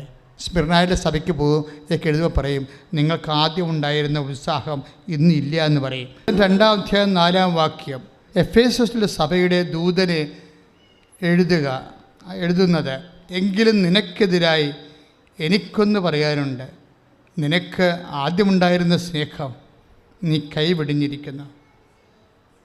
അതായത് മനുഷ്യന് ദൈവസ്നേഹം കുറയുമ്പോഴാണ് ബാക്കിയെല്ലാം കുറയണത്. ഇതെല്ലാം ആപ്പെക്സ് എന്ന് പറയണത് ദൈവസ്നേഹമാണ്. ഇപ്പം നിങ്ങൾക്ക് പശ്ചാത്താപം വേണമെന്ന് പറഞ്ഞോ, പശ്ചാത്താപം വേണമെങ്കിലും നിങ്ങൾ പശ്ചാത്താപം തരണമെന്ന് പ്രാർത്ഥിക്കരുത്. പശ്ചാത്താപമായിട്ടൊരു സാധനം ദൈവത്തിന് തരാൻ പറ്റത്തില്ല. നിങ്ങൾ പ്രാർത്ഥിക്കേണ്ടത് എനിക്ക് ദൈവസ്നേഹം തരണമെന്ന് പ്രാർത്ഥിക്കണം. അതിൻ്റെ ഫ്രൂട്ടായിട്ടാണ് പശ്ചാത്താപം വരണത്. മരമറിയാതെ കൊണ്ടേ കൊടിയിടരുത്. പറഞ്ഞ മനസ്സിലായില്ലേ? എനിക്ക് പശ്ചാത്താപം തരണമെന്ന് പറഞ്ഞുകൊണ്ട് തനത്തായാലും നിലവിളിക്കരുത്. മറിച്ച് എനിക്ക് ദൈവസ്നേഹം തരണമെന്ന് പറയണം. അതോടുകൂടി എല്ലാം വരും. എനിക്ക് വെള്ളം തരണമേ എന്ന് പറഞ്ഞ് കിടന്ന് കാറരുത്. മറിച്ച് ആദ്യം കറണ്ട് തരാൻ പ്രാർത്ഥിക്കണം. അപ്പോൾ കറണ്ട് വെള്ളവും കിട്ടും, മോട്ടർ ഓണാകും, അതുപോലെ തന്നെ ഫാനും ഓണാകും, ലൈറ്റും ഓണാകും. വെള്ളമാണ് പ്രശ്നം, കറണ്ടാണ് പ്രശ്നം. അതുകൊണ്ട് ദൈവസ്നേഹമാണ് നമ്മൾ ഫോക്കസ് ചെയ്യേണ്ടത്, അല്ല വേറെ ഒരു സാധനം ഫോക്കസ് ചെയ്യരുത്. എല്ലാ അനുഗ്രഹത്തിൻ്റെയും സോഴ്സ് എന്ന് പറയുന്നത് ദൈവസ്നേഹമാണ്. പ്രാർത്ഥിക്കുക, കർത്താവേ ഉടമ്പടി എടുക്കുന്നതോടുകൂടി എഫേസ്യസിലെ സഭയ്ക്ക് എഴുതിയിരിക്കുന്ന പോലെ ഞങ്ങളുടെ സ്നേഹത്താൽ ഞങ്ങളെ ഉത്സാഹമുള്ള ഭരിതരാക്കണമേ. ദൈവസ്നേഹത്താൽ ഞങ്ങളെ ഉത്സാഹഭരിതരാക്കണമേ. ശ്രദ്ധിക്കട്ടെ. ഹല്ലേലൂയ. ഉടമ്പടി പ്രകാരമാണ് വിശ്വസ്തത പാലിച്ചുകൊണ്ട് ഇതാ കർത്താവിൻ്റെ ദാസി എന്ന് ലൂക്ക 1:38 പറഞ്ഞതിന് വാക്ക് പാലിച്ചുകൊണ്ട്, ആ ഉടമ്പടി അപ്പനോട് പറഞ്ഞ ഉടമ്പടി പാലിച്ചുകൊണ്ടാണ് അമ്മ യോഹന്നാന്റെ സുവിശേഷം 19:25 കുരിശിൻ്റെ ചുവട്ടിൽ നിൽക്കണത്, ആ ജോലി പൂർത്തിയാക്കിക്കൊണ്ട്. ആ സമയത്താണ് അപ്പൻ ഉടമ്പടി പൂർത്തിയാക്കുന്നത്. ആ കള്ളനോടൊന്ന് വിളിച്ച് പറയുന്നുണ്ട്. എന്താണ്? 23:40 ലൂക്ക 23:43 എന്താണ്? ഇന്ന് നീ എൻ്റെ കൂടെ പർദീസയിലായിരിക്കും. ഇതും ആദ്യത്തെ വചനം അപ്പ ആദ്യം അമ്മയോട് പറഞ്ഞില്ലേ, അവൻ്റെ രാജ്യത്തിന് അവസാനം ഉണ്ടാകത്തില്ല. ലൂക്ക 1:33. ആ അവൻ്റെ രാജ്യത്തിന് അവസാനം ഉണ്ടാകത്തിരുന്ന ഉടമ്പടി കാലങ്ങളിൽ ഇതിൻ്റെ ഇടയ്ക്ക് കുറേ പ്രശ്നങ്ങളൊക്കെ നടന്നായിരുന്നു. അമ്മ ഈശോനെ കാണാതെ പോണതും അമ്മ വിഷമിക്കണതും കുറേ കാര്യങ്ങൾ എന്തെല്ലാം നടന്നാലും അവസാനം കറങ്ങി തിരിഞ്ഞ് വണ്ടി സ്റ്റാൻഡിൽ തന്നെ പിടിക്കും. എന്താണ്? അപ്പൻ്റെ വാക്ക് പാലിക്കും, അപ്പൻ ഉടമ്പടി പാലിക്കും. അപ്പം അമ്മയോട് അന്ന് പറഞ്ഞതാണ് അവൻ്റെ രാജ്യത്തിന് അവസാനം ഉണ്ടാകില്ലെന്ന്. അത് ഈ കുരിശിൻ്റെ ചുവട്ടിൽ വെച്ച് അമ്മയെ കാണിക്കും അപ്പൻ ഉടമ്പടി പാലിച്ചുകൊണ്ട്. എന്താ പറയണത്? 23:24 എന്താണ്? ഈശോ നല്ല കള്ളനോട് പറഞ്ഞു. എന്താ പറഞ്ഞത്? അവൻ്റെ നീ ഇന്ന് എൻ്റെ കൂടെ അത് തന്നെ. അതായത് അവൻ്റെ രാജ്യത്തിന് അവസാനമുണ്ടാവുകയില്ല. എന്താ വിഷയമെന്ന് പറയണത്? ഇതുപോലെ തന്നെയായിരിക്കും നമ്മുടെ ജീവിതത്തിൽ എപ്പോഴായാലും ഈ ഉടമ്പടി ദൈവം പാലിച്ചിരിക്കും. അത് നമ്മൾ അവിശ്വസ്തരായാലും ദൈവം ഉടമ്പടി പാലിക്കും. പക്ഷെ നമുക്ക് അനുഭവിക്കാൻ യോഗ്യത എന്ന് ഞാൻ പറഞ്ഞില്ലേ, അവർ വീടുകൾ പണിയും, അതിൽ താമസിക്കും, അവരുടെ മുന്തിരിത്തോട്ടങ്ങൾ വെച്ച് പിടിപ്പിക്കും, അതിൻ്റെ ഫലം അനുഭവിക്കാൻ യോഗ്യത എന്ന് പറയണത്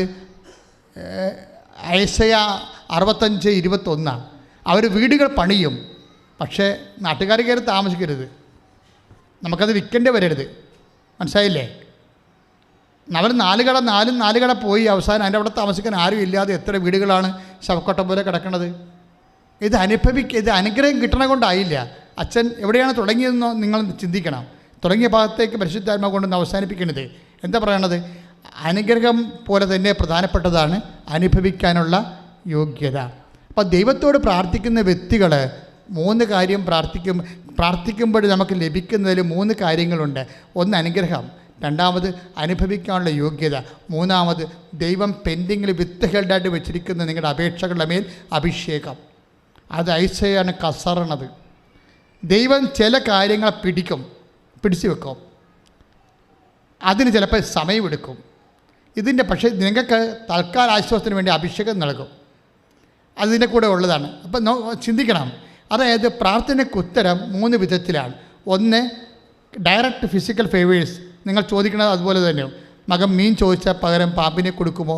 11:7 ലൂക്കാൻ്റെ സുവിശേഷം. മകൻ മീൻ ചോദിച്ചാൽ പകരം പാമ്പിനെ കൊടുക്കുമോ? മുട്ട ചോദിച്ചാൽ പകരം തേളിനെ കൊടുക്കുമോ എന്ന് ചോദിച്ചതിനെ തരുമെന്നതിൻ്റെ അർത്ഥം. അത് വാഗ്ദാനമാണ്.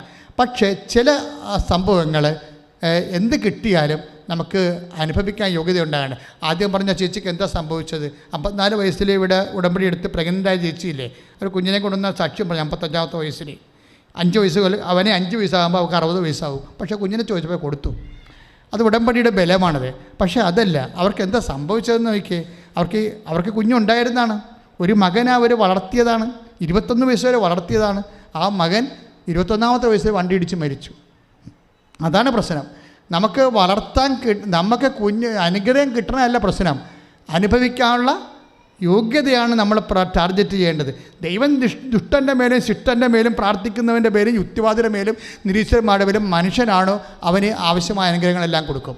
അത് ബൈ ബർത്ത് ജനറ്റിക് ബ്ലെസ്സിങ്സ് ആണത്. നിങ്ങൾ സന്താന പുഷ്ടിയുള്ളവരായി പെരുകി ഭൂമിയെ കീഴടക്കാൻ പറയുമ്പോൾ അത് ബുദ്ധി കൊണ്ടായാലും ശരി, വിദ്യാഭ്യാസം കൊണ്ടായാലും ശരി, നിൻ്റെ ജീവിതത്തെ കീഴടക്കാൻ ദൈവം ആദ്യമേ ജനറ്റിക് ബ്ലെസ്സിങ് കൊടുത്തിട്ടുണ്ട്. അതിനെ തന്നെ ഈ ഫ്രീ ഓക്സിജൻ വരെ ഉള്ളത്. അതുകൊണ്ട് ഒരു അനുഗ്രഹം കിട്ടാൻ വേണ്ടി പ്രാർത്ഥിക്കേണ്ട കാര്യമില്ല. പക്ഷേ അത് നിലനിൽക്കാൻ പ്രാർത്ഥിച്ചാൽ മതിയാകത്തുള്ളൂ. അനുഭവിക്കാനുള്ള യോഗ്യത എന്ന് പറയുന്ന പ്രധാനപ്പെട്ട വിഷയമാണ്. അത് ഐസയ 65:21 ഇന്ന് വീട്ടിൽ പോയി വായിക്കണം. അവർ മുന്തിരിത്തോട്ടം വെച്ച് പിടിപ്പിക്കും, അതിലവർ ഫലം അനുഭവിക്കുമെന്ന് എഴുതിയിരിക്കുന്നത്. ഐസയ പറയുന്ന ഭാഗങ്ങളുണ്ട് വേറെ. നിങ്ങൾ മുന്തിരിത്തോട്ടം പിടിപ്പിക്കും, കണ്ടവൻ അനുഭവിക്കുമെന്ന്. അവിടെ അങ്ങനെ വരരുത്. നിങ്ങൾ പിടിപ്പിക്കുന്ന മുന്തിരിത്തോട്ടങ്ങൾ, നിങ്ങൾക്കുണ്ടാക്കുന്ന വരുമാനങ്ങൾ വേറെ ആൾക്കാർ അല്ലെങ്കിൽ ആശുപത്രിക്കാരൊക്കെ അനുഭവിക്കാൻ പോയാൽ എന്താ ശരിക്കണേ? പ്രൊട്ടക്ഷനാണ് ഈ പ്രോബ്ലം. ജോബിന് പോലും എല്ലാം കൊടുത്തപ്പോൾ ദൈവം കൂടെ പ്രൊട്ടക്ഷൻ കൊടുത്തായിരുന്നു. സാത്താനെ തൊടാൻ പറ്റാത്ത കാര്യം അതാ. അതുകൊണ്ട് സാത്താൻ തൊട്ടില്ല. അപ്പോൾ നിന്നെ അവൻ തള്ളിപ്പറയും. നീ അവനെ തൊടാൻ ഞാൻ അവനെ തൊടാൻ അനുവദിച്ചാൽ മതി. ജോബ് 1:10 എന്താ പറയണത്? അപ്പം ദൈവം പറയും നോ നോ നോ. ജോബിൻ്റെ 1:6 പറയണത്, നീ അവന് ചുറ്റും വേലി കെട്ടി വെച്ചിരിക്കുന്നു. ഇതാണ് സംരക്ഷണം എന്ന് പറയണത്. അപ്പം ദൈവത്തിന് നമുക്ക് വേണ്ടത് എന്താണ്? വേലികെട്ടാണ്. സംരക്ഷണം ഉള്ളതിനെ അനുഭവിക്കാനുള്ള യോഗ്യത, അതിനുള്ള അവകാശം, അതിനുള്ള അനുഗ്രഹം, അതിനുള്ള അഭിഷേകം. ഇനി ദൈവം ചില അനുഗ്രഹങ്ങൾ വിത്തുകളുണ്ടാക്കി കളയും. വിത്തുകൾ എന്ന് പറയുന്നത് ചില കാര്യങ്ങൾ നിങ്ങൾ അവിടെ നിന്ന് കൈയും കാലിട്ട് അടിക്കരുത്, ദൈവത്തോട് പെരുപെറുക്കരുത്, തർക്കം ഉണ്ടാക്കരുത്. മറിച്ച് അമ്മയെപ്പോലെ ഹൃദയത്തിൽ സംഗ്രഹിക്കണം. 2:48 അനുസരിച്ച് കൊണ്ട്. കാര്യം അപ്പനിത് കറക്റ്റ് ചെയ്യും കുറച്ച് കഴിയുമ്പോഴെന്ന് വിചാരിച്ച് അപ്പനെ വിശ്വാസത്തിൽ എടുക്കണം. ഉടമ്പടി എന്ന് പറയുന്നത് അപ്പനെ വിശ്വാസത്തിൽ എടുക്കുന്ന പ്രാർത്ഥനയാണ്. എൻ്റെ ദൈവം എന്നെ സെറ്റ് ചെയ്യും. ഞാൻ ചോദിച്ചു ചിലപ്പോൾ അതുപോലെ തരത്തില്ല, അതിനേക്കാൾ ഭംഗിയായിട്ട് ദൈവം എന്നെ ക്രമീകരിച്ചോളും. അപ്പം നിങ്ങൾ ഓർക്കും ഇതല്ലല്ല ഞാൻ ചോദിച്ചാൽ അതല്ല ചോദിച്ചെന്ന് പറയുമ്പോൾ ദൈവമായിട്ട് തർക്കിക്കരുത്. ചിലപ്പോൾ അതായിരിക്കും നിങ്ങൾക്ക് നല്ലത്, നിൻ്റെ ഒരു സാഹചര്യത്തിന് നല്ലത്. അല്ല മറ്റുള്ളവർക്ക് അത് കിട്ടിയല്ലോ, മറ്റുള്ള ആൾക്കാരെ കമ്പയർ ചെയ്യരുത്. അടുത്ത ആഴ്ച നമുക്ക് ഒത്തിരിയേറെ കാര്യങ്ങൾ നിങ്ങൾ ഇതിനേക്കാൾ വരി ദൈവം നിങ്ങളോട് സംസാരിക്കും. ഇപ്പോൾ എഴുന്നേൽക്കുക, ശ്രദ്ധിക്കട്ടെ. Hallelujah, hallelujah, hallelujah, hallelujah, hallelujah. യേശുവേ ആരാധന, ഹല്ലേലൂയ. രോഗമുള്ളിടത്തെല്ലാം കൈകൾ വെച്ചുകൊണ്ട് പ്രാർത്ഥിക്കട്ടെ. രോഗമുള്ളവർക്ക് കൈ വെച്ച് പ്രാർത്ഥിക്കണം. അതുപോലെ തന്നെ പലതരത്തിലുള്ള വിഷയങ്ങളില്ലേ, വസ്തു വിൽപ്പന, കടങ്ങൾ, അവരൊക്കെ കൈ ഉയർത്തി പ്രാർത്ഥിക്കണം. രോഗമുള്ളവർ കൈ ഉള്ളിടത്താണ് ഇപ്പോൾ ഓൺലൈനിലുള്ളവർ ശ്രദ്ധിക്കണം കേട്ടോ. ഓൺലൈനിലുള്ളവർ എപ്പോഴും ശ്രദ്ധിക്കണം. അവർ രോഗമുള്ളയിടത്ത് കൈവെക്കണം. എന്ത് രോഗമായാലും, PCOD, അതുപോലെ തന്നെയുള്ള മറ്റു രോഗങ്ങൾ, തൈറോയിഡ്, ക്യാൻസർ, കരരോഗങ്ങൾ, കിഡ്നി രോഗങ്ങൾ, ഹൃദയരോഗങ്ങൾ, സോറിയാസിസ് രോഗങ്ങൾ, സർവാംഗൻ രോഗമാണെങ്കിൽ 2 കൈയും പിണച്ച് ശരീരം മൊത്തം കർത്താവിന് കൊടുത്തതുപോലെ ഇങ്ങനെ സമർപ്പിച്ചത് നിന്നാൽ മതി. കർത്താവേ, ഞങ്ങൾ മുഴുവനായി അങ്ങേക്ക് നൽകുന്നു. കടങ്ങളുള്ളവർ കൈപൊക്കി നിൽക്കണം, പ്രാർത്ഥിക്കണം. മക്കളില്ലാത്തവരും കൈപൊക്കി നിൽക്കണം, കൈ ഉയർത്തി പ്രാർത്ഥിക്കണം. ജോലിയില്ലാത്തവർ, ടെസ്റ്റ് എഴുതുന്നവർ, പരീക്ഷ എഴുതുന്നവർ, പോയി കഴിഞ്ഞവർ, റിസൾട്ട് പ്രതീക്ഷിക്കുന്നവരെ കൈപൊക്കി പ്രാർത്ഥിക്കണം. കോടതി കേസുള്ളവർ കൈപൊക്കി പ്രാർത്ഥിക്കണം. അതുപോലെ ജീവിതത്തിൻ്റെ വ്യത്യസ്തമായ മണ്ഡലങ്ങളിലെ പ്രയാസങ്ങളിലൂടെ ഞെരുക്കത്തിൽ കടന്നു പോകുന്നവരെ കൈവക്കി പ്രാർത്ഥിക്കണം. രോഗമുള്ളവർ മാത്രം ആ രോഗമുള്ളിടത്ത് കൈവച്ച് പ്രാർത്ഥിക്കണം. അച്ഛൻ ഇത് രണ്ടിനെയും കൂടി അഡ്രസ്സ് ചെയ്തുകൊണ്ട് പ്രെയർ ചെയ്യാൻ പോവുകയാണ്. കർത്താവ് നിങ്ങളെ സഹായിക്കുന്ന സമയമാണ്.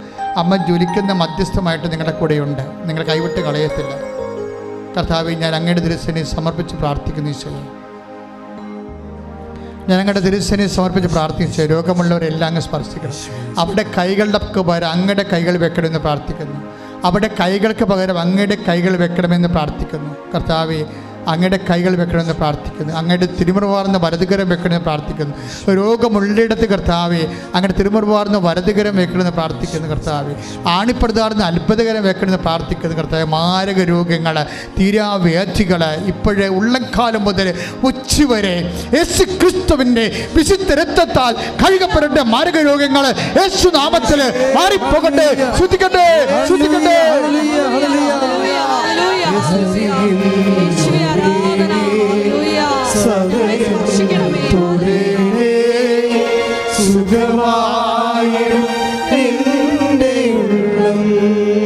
അരികിൽ വരണമേ,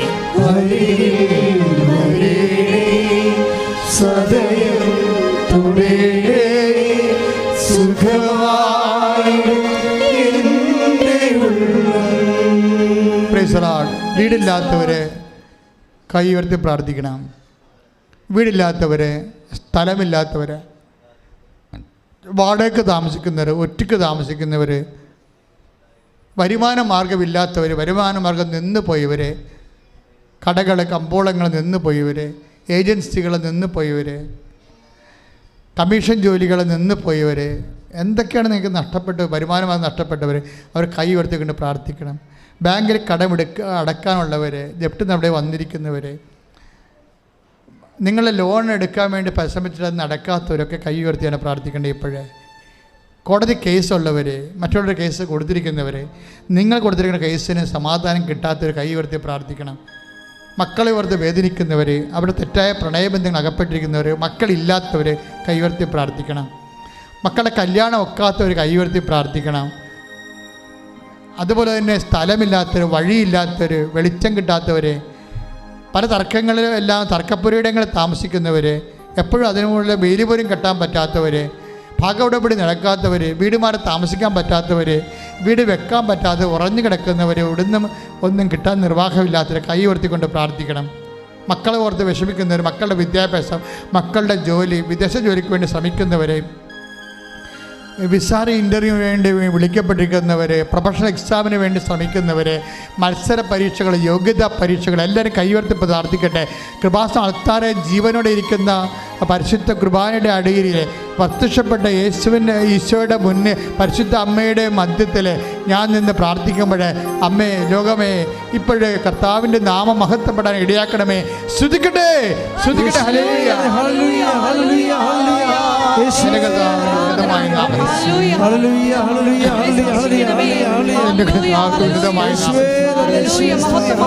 എല്ലാ ജീവിത ദുരിതങ്ങളും തടസ്സങ്ങളും, എല്ലാ ജീവിത ദുരിതങ്ങളും തടസ്സങ്ങളും യേശുവിന്റെ നാമത്തിൽ മാറ്റി. ശ്രുതിക്കട്ടെ, ശ്രുതിക്കട്ടെ, ശ്രുതിക്കട്ടെ. വിശുദ്ധ രക്തം അവസ്മാര രോഗികള്, രോഗികള്, ജീവിത ദുരിതങ്ങള്, ദേശത്തിന് വേണ്ടി ജോലിക്ക് വേണ്ടി പോകാൻ ശ്രമിക്കുന്നവര്, ജോലി നഷ്ടപ്പെട്ടവര്, പ്രൊമോഷൻ തടയപ്പെട്ടവര്, കർത്താവേ, എല്ലാവരെയും സംബന്ധിച്ച് പ്രാർത്ഥിക്കുന്നു. വിവാഹമോചനത്തിന് വേണ്ടി വേദനത്തിന് അവസ്ഥയിൽ വേദനിക്കുന്നവരെ എല്ലാവരെയും കർത്താവേ, ഈ പരിശുദ്ധാമ്മയുടെ മധ്യസ്ഥത്തില് ഈശോയ്ക്ക് സമർപ്പിച്ചു.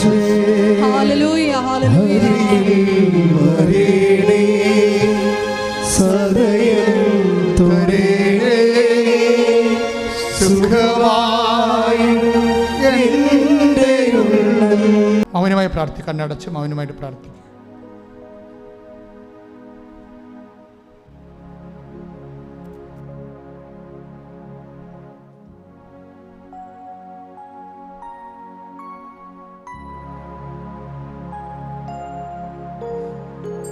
ശിരസ്സ് നമിച്ച് ഈശോയുടെ ആശീർവാദം സ്വീകരിക്കാം.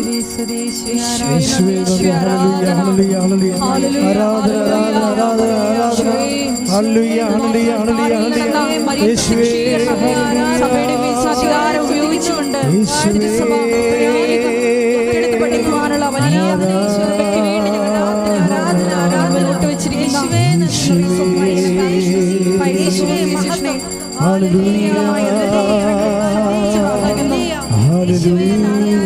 എല്ലാ മക്കളുടെയും യോഗങ്ങളെ എല്ലാവരെയും സാക്ഷികളായി ഉയർത്തണമേ. ഹല്ലേലൂയ.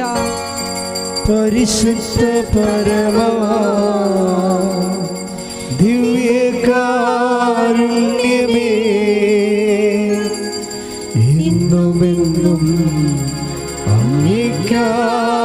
അങ്ങേക്കാരാധന.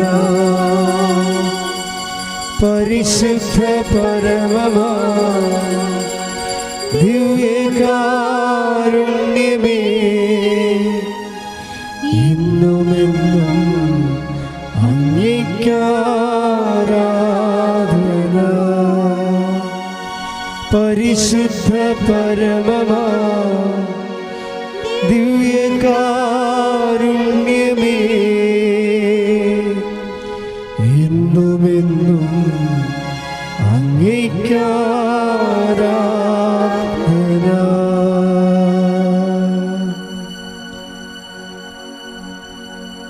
ആവേ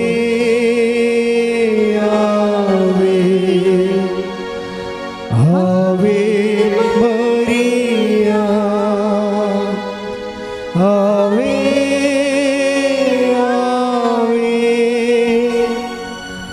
ആവേ മരിയ.